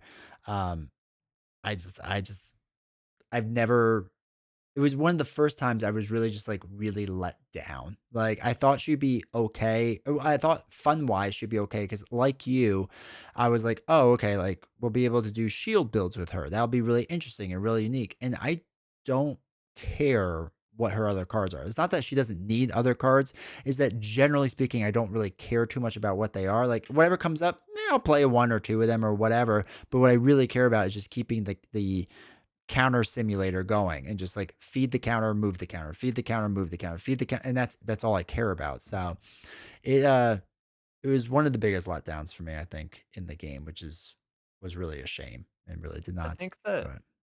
it's like her card where she crashes the ships down Mhm. and deals damage equal to this to like the equal to the cost. I think it would have been more fun if like instead of just having her generate so many counters, like if it was more leaning into like that type of thing. Mm, Where you're like getting unique bonuses for like different types of shield supports you have. yeah. I think that could have been a little bit more fun for me. Uh yeah, I'm probably about neutral on Maria Yeah. Hill. But yeah, I understand how you feel about it. And I personally don't have much desire to play her right now. Yeah. When I'm look thinking about it, like being like, okay, I'm gonna play the Iliad, and then I'm gonna hopefully get my title card that generates a counter every turn, Then and I'll then I'm be gonna good. yeah, and then I'll just block with an ally or use the Pericles to get a tough status card or Yeah. whatever it is. That's just it's not as interesting to me either. And that's the I think Nick is more interesting. oh, for sure. And I think well, people will say too, like, isn't the hard call like really, really interesting and like great and whatever. And it's like, yeah, it is, but I have to play an hour to an hour and a half for that card to like really be like epic and cool and for about 10 seconds. And that's just not I'm not willing to do that trade-off. Like that's just not interesting to me. Um so yeah, I'm not it's I can go on a while with Brett Murillo, but Nick Fury though I agree. I really like his mechanic. I think it's really interesting. I like what he's doing with the suit upgrades and how it flips and how it does different things. Like I think that's really neat. Um, so yeah, I'm a big fan of Nick Fury. I really like that design space and everything just kind of like flows well and works well and doesn't he never feels overpowered but never weak. Like it's just I think it's balanced pretty well too, generally speaking. And like when do you use your counters during assault mode versus that you don't? How many do you save up? Well, you can only save up so much because you can't get too powerful with it. Like I like that. I think that was well done. Yeah, I agree. All right. The villains we touched on a little bit, so let's kind of go into the rest of them with Black Widow. I I like Black Widow.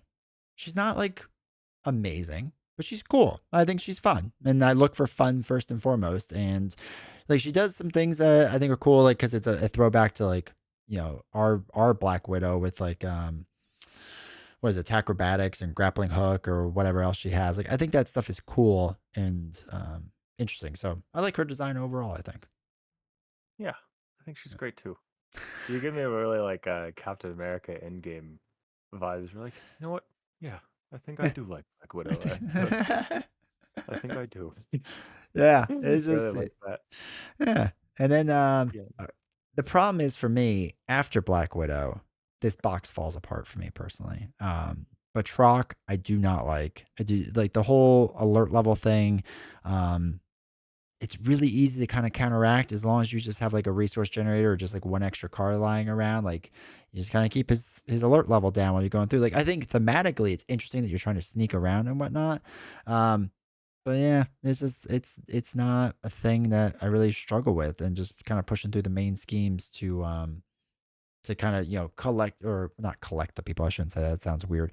To locate the missing people and then extract them from the scenario. Like yeah, it's fine, we've done this before with collector 2, that's fine. And the little wrinkle in it is the alert level, but the alert level was so easy to kind of like keep in check that I never really worried. And I felt like once I got one of the rescue captives, um that they just were able to help remove threat for free basically off the main scheme. I think that like made it again a little too easy. So I didn't really like that either. Yeah, I don't know. It's like my initial reaction to Batroc was I really liked Batroc, but at the same time, like I was just playing him, Like Batroc is the one I played. I decided to quit. I decided to just quit my relationship to the game that I had and just play it again for fun. Mm, And I just sat down. I was chilling out. I wasn't worried about like trying to play perfectly against Batroc, and I wasn't worried about just like trying to game the system with him. yeah. And I just had a great time. So I played him. I played him twice at this point, Mm, where I played him in 3-player campaign mode, and I played him in 2-player expert with Captain America and Hawkeye. mm, And yeah. Well, no, sorry, that was Nightcrawler and Captain America. But it was a real. I had a really fun time. Uh, but I haven't tried to like. My initial impression of him isn't as easy as people are saying. yeah. Like I haven't felt like he was a pushover, but I also haven't tried to like break the game while I was playing him. Mm, So it's like I'll reserve that for me. But like I thought the alert level was really fun, and it was a rescue mission that I enjoyed. yeah. Uh, Yeah. and like the end was like it's kind of scary where like he starts like attacking the people he rescued and the like on expert like the minions get quick strike and stuff Hmm. and I felt like a lot of pressure at the end when I was playing him. I feel like at the end, like every single time with it, I could kind of fly through it pretty fast, like to remove 12 threat. I don't know. And again, maybe it's because I also, the way I do is like I play the same scenario like a lot of times in a row. So I think a part of it too is just like I got so efficient at it by the end that it's just like, I'll be fine. Like it's just, well, just remove this. It won't be that big of a deal, especially once you get a few rescued captives and whatnot, or you get a rescue captive. Yeah, Um, then we have Modoc, who I went through such a high and low with Modoc that at first I was like, oh, I like this. This is fun. This is really enjoyable with this like whole holding cell thing. And then, you unlock somebody and you get basically a free ally. The problem is for me is these allies are too good, especially the one. Oh, now I got to figure out which one one it that is. removes the lock counters. Yeah. Yeah. Which one is that? The psionic inhuman, maybe? After this ally thwarts. Yeah. Um, that's just way too strong. It's like if you get that one first, the game's easy mode after that. If you don't get them first, it's still not that hard because again, I'm just getting free allies to basically help me out here. And free allies are strong. But yeah, it's just like I like the beginning of it, but once you got over that hump of it being difficult in the beginning and you got your first ally, I felt like I was on cruise control every single time. So it's just as long as I get to that point, then I'm good. That Modoc was like by far the biggest letdown of me for this box. Like I like Black Widow, I like Batroc. I got to Modoc, and for like many reasons I didn't like it. Um, One was I am not a fan of all of the like villains having to match how they were represented by like a different card type before. Mm, So like Modoc came as a minion in the core set that got attachments, had retaliate too. So now when we fast forward, we get the Modoc villain that gets attachments and has retaliate too.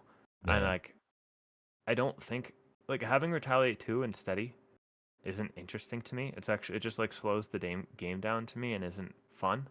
Mhm. Like I don't really like that. Things like retaliate and steady and stalwart. I much prefer that when it's an attachment that I can interact with and I Yeah. can choose to like pay a heavy price to get rid of it, or I can choose whether I want to deal with just keep it around. Mm. When it's just printed on there, it's just encouraging me to be like, okay, so now I just never hit him unless I have a big attack in hand, and then the whole thing felt like that. It's like I played him in 3-player, so and it felt like the game was over like after the first hour that we were like going to win because we like had the flow of it and like we started getting the lock counters down. But then there was just it took like an extra like a whole another hour of just like feeling like we're just I felt like I was just wasting time. Like I was Yeah. just sitting there just like going, are you serious? There's another one? There's really that many more lock counters?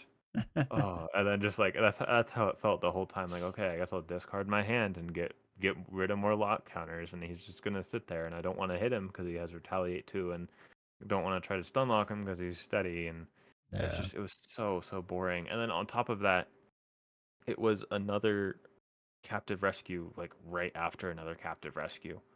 So I was like, really? Like I just rescued all of these people from Batroc, and now I'm like rescuing a bunch more people. Like that Yeah. was like super lame to me as well.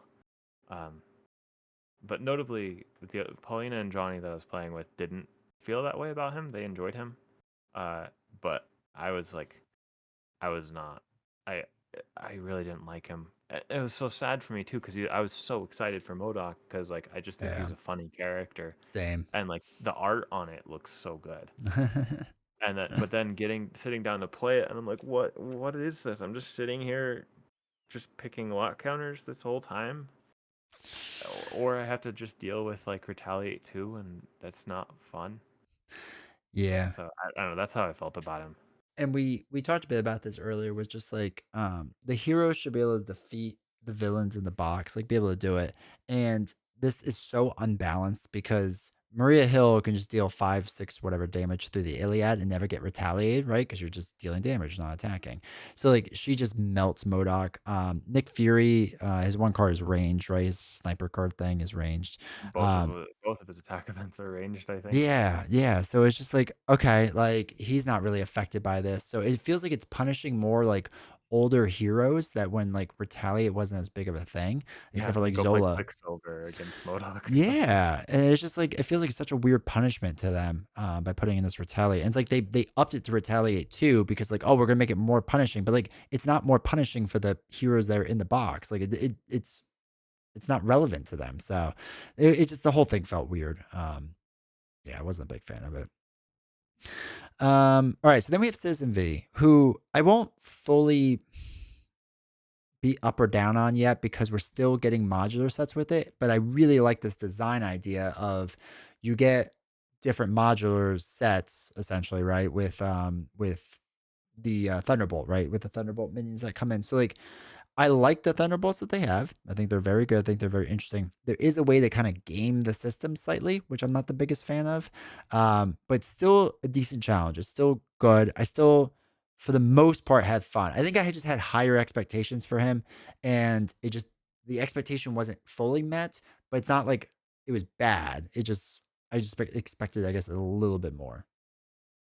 Yeah, I don't know. This scenario I really like. I think Mm, it's one of my favorite scenarios in the whole game. It might be like a little bit of recency bias to me, but just the way that this multi-villain scenario was implemented mhm. was just so cool to me and like different than the other ones. Yeah. So it's like instead of multiple villains, it's just like 18 health minions that have villainous. And I just thought that was super fun.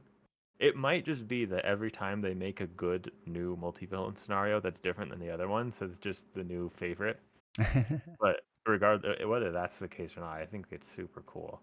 Uh, I I really like that it's that's another thing that you mentioned with the modulars, like the modulars coming in the back of the pack of these hero packs being Thunderbolt modulars that you can play in normal scenarios or throw into this and it functions differently, I think is a really great idea. Yeah, agreed. Agreed. Yeah, I'm happy they did. I'm a big fan of Citizen B. Yeah, yeah, I'll see. I'll see when it's all said and done. Um, Yeah, all right. Then the last one, Baron yeah, I gotta Zemo. sit up in my chair for this one. I hate this scenario. Like I dislike Loki. I think I hate this scenario. Um, I don't I don't want to play a little mini game on the side for the first hour every single time of like, who's the traitor? Oh wait, in order to figure out, we just like remove some threat or whatever, and then put the counters on them, and then, or remove counters off of them so that we can flip them over and like put them in a little envelope, which I don't even do anymore. Put them in an envelope and then take it out, and then oh okay, like I don't even have to guess. There's no point in guessing because you just get all the cards and whatever, and then flip it over and you know who it's gonna be, whatever. It's just I don't want to do that the first hour every single time I play this game. And the thing that stinks is him himself. I actually really like Baron Zemo and the way he works with like when you flip him, he comes in with his sword. So like you have to like deal with this really fast and like he just does a ton of damage and whatnot. Like I like that. I think that's cool. I think that works well. It's just this whole secret counter thing on the side. I I I hate it. I hate it with a burning passion. It's one of the worst things I've ever done in this game. Oh, that's so funny. I so remember what I was saying earlier about how to me, like I don't really care about final bosses and standalone that much because I Mm, almost exclusively play them in campaign mode. yeah. I think Baron Zemo is like the perfect example of this. To where I agree that like I don't really feel like trying to figure out all the clues and all that stuff in the when I'm just sitting there like, okay, now I'm just gonna go play the actual game of Clue. Yeah. like, but when I was playing it in the campaign mode, I, I think this is probably just a good time to talk about the campaign Yeah, section as yeah, well yeah. because it's so integrated with Baron Zemo. Is that this whole time during the campaign, you were trying to figure out who the traitor was. Mhm. And when it's the campaign mechanic, and you're not just sitting there just crossing things off on the back of a campaign log, I think it's a lot more interesting. Mhm. So when those environments come into play, it's like the whole time it feels like you're being watched by these villains because they're Mhm. just these like silhouettes watching you. And then uh is integrated so well into the scenarios because it's like to interact with the campaign mechanic, you have to like discard a resource or whatever it was. But then you also get a benefit from that person. So like there's like the medical officer, the tactical officer, and then I can't remember the other one. Yeah. The, and then the money person, I think it is. But like you're getting benefits from them at the Mhm. same time. So it's not like you're spending a resource like in Age of Apocalypse to have this thing happen separate from your scenario.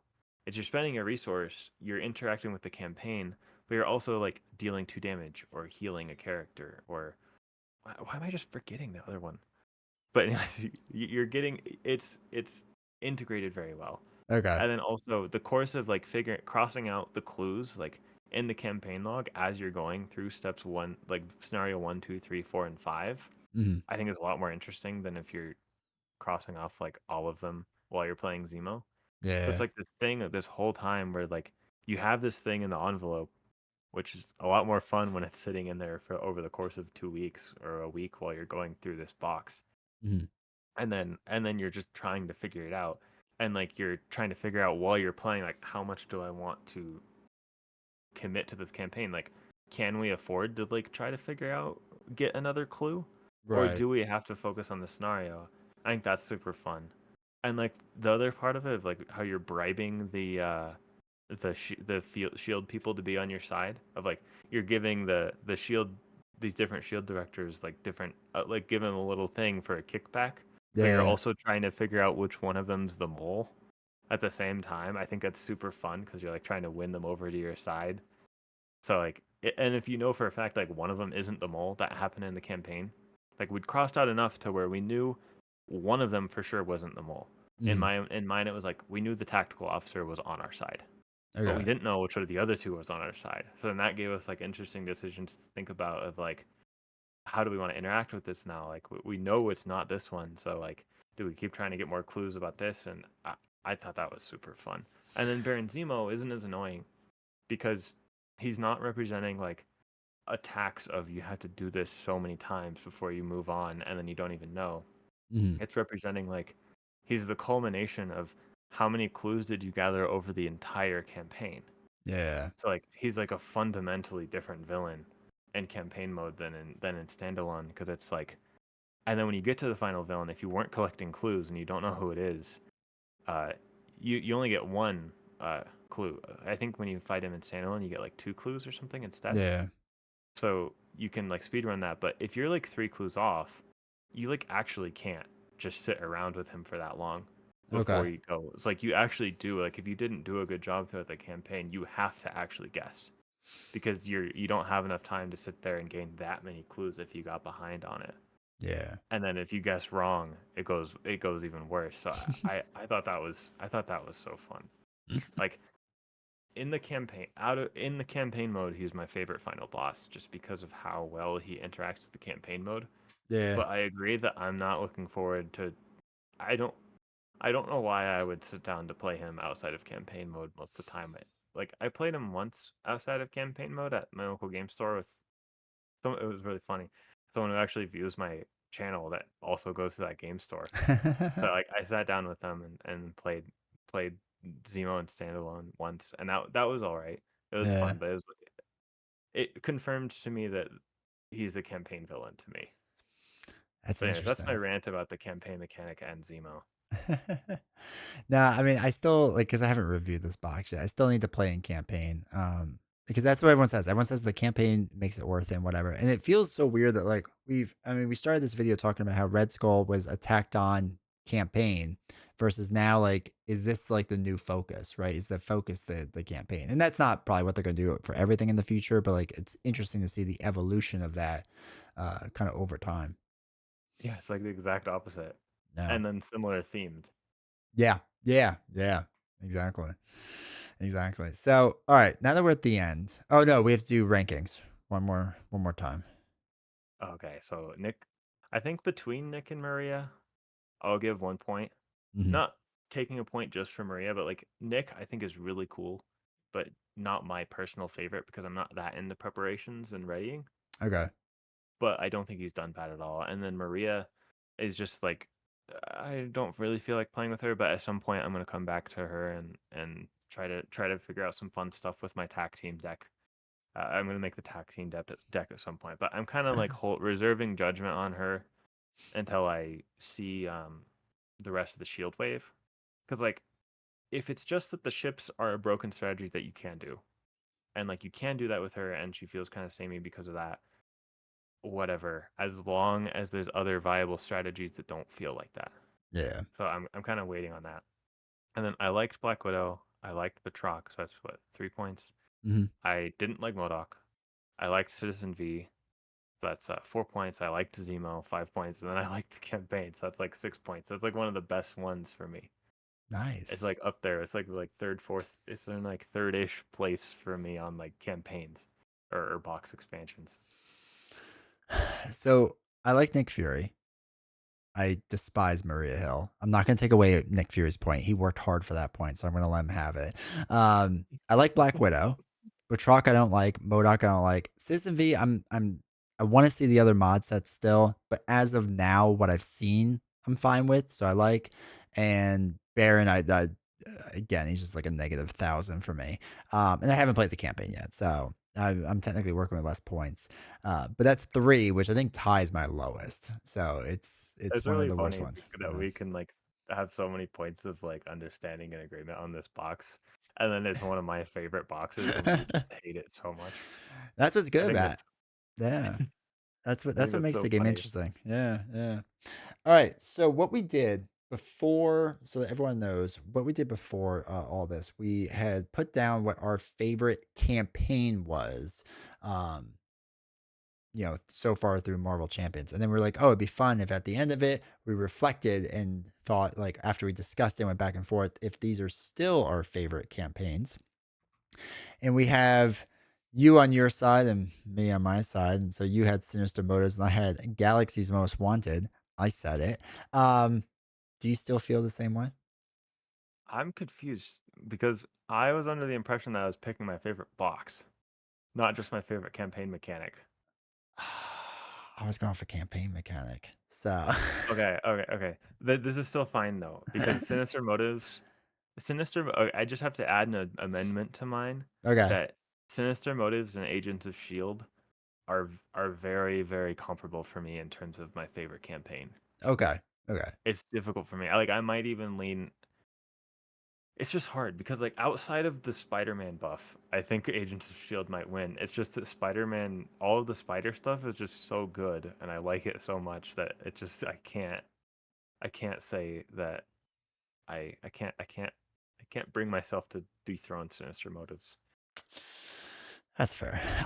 If we were doing favorite box overall, I agree. Sinister Motives is the absolute go. It's near perfection of what they could do. I don't. I hope they can top it one day. I don't think they can.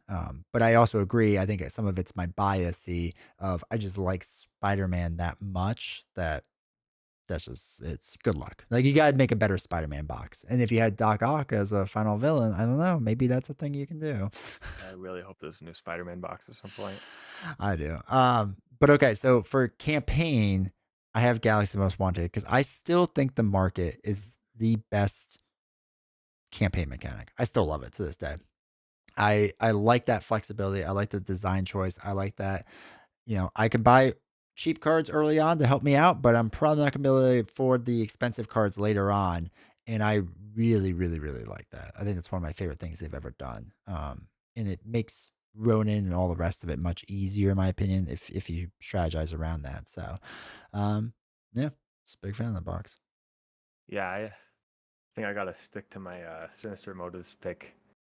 But yeah, I think that the Guardians campaign is a little it's similar to like the collector bias to where like I don't have anything against the market. I think the market's great. And I think Mhm. it's super fun, but it's just the rest of it just fell so flat for me.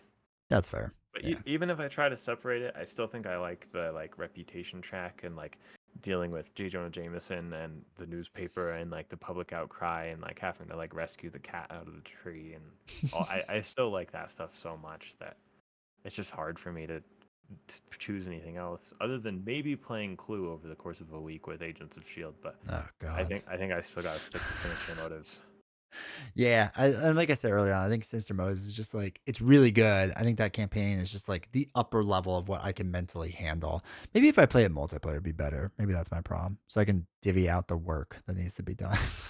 Yeah, All right. Well, that is going to be the end of this video. Hopefully, you all stuck around for the whole thing because this was a little bit long, but I think it'll be good. I think it'll be exciting.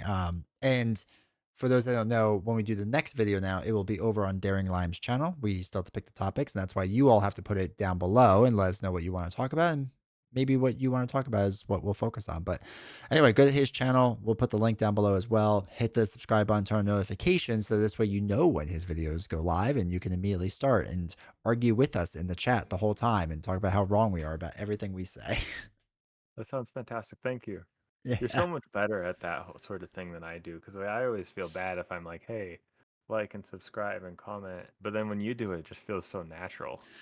I try. I try. I think it's just I say it a lot, so it just I got used to it. So, we both appreciate you all watching this video, making it all the way through.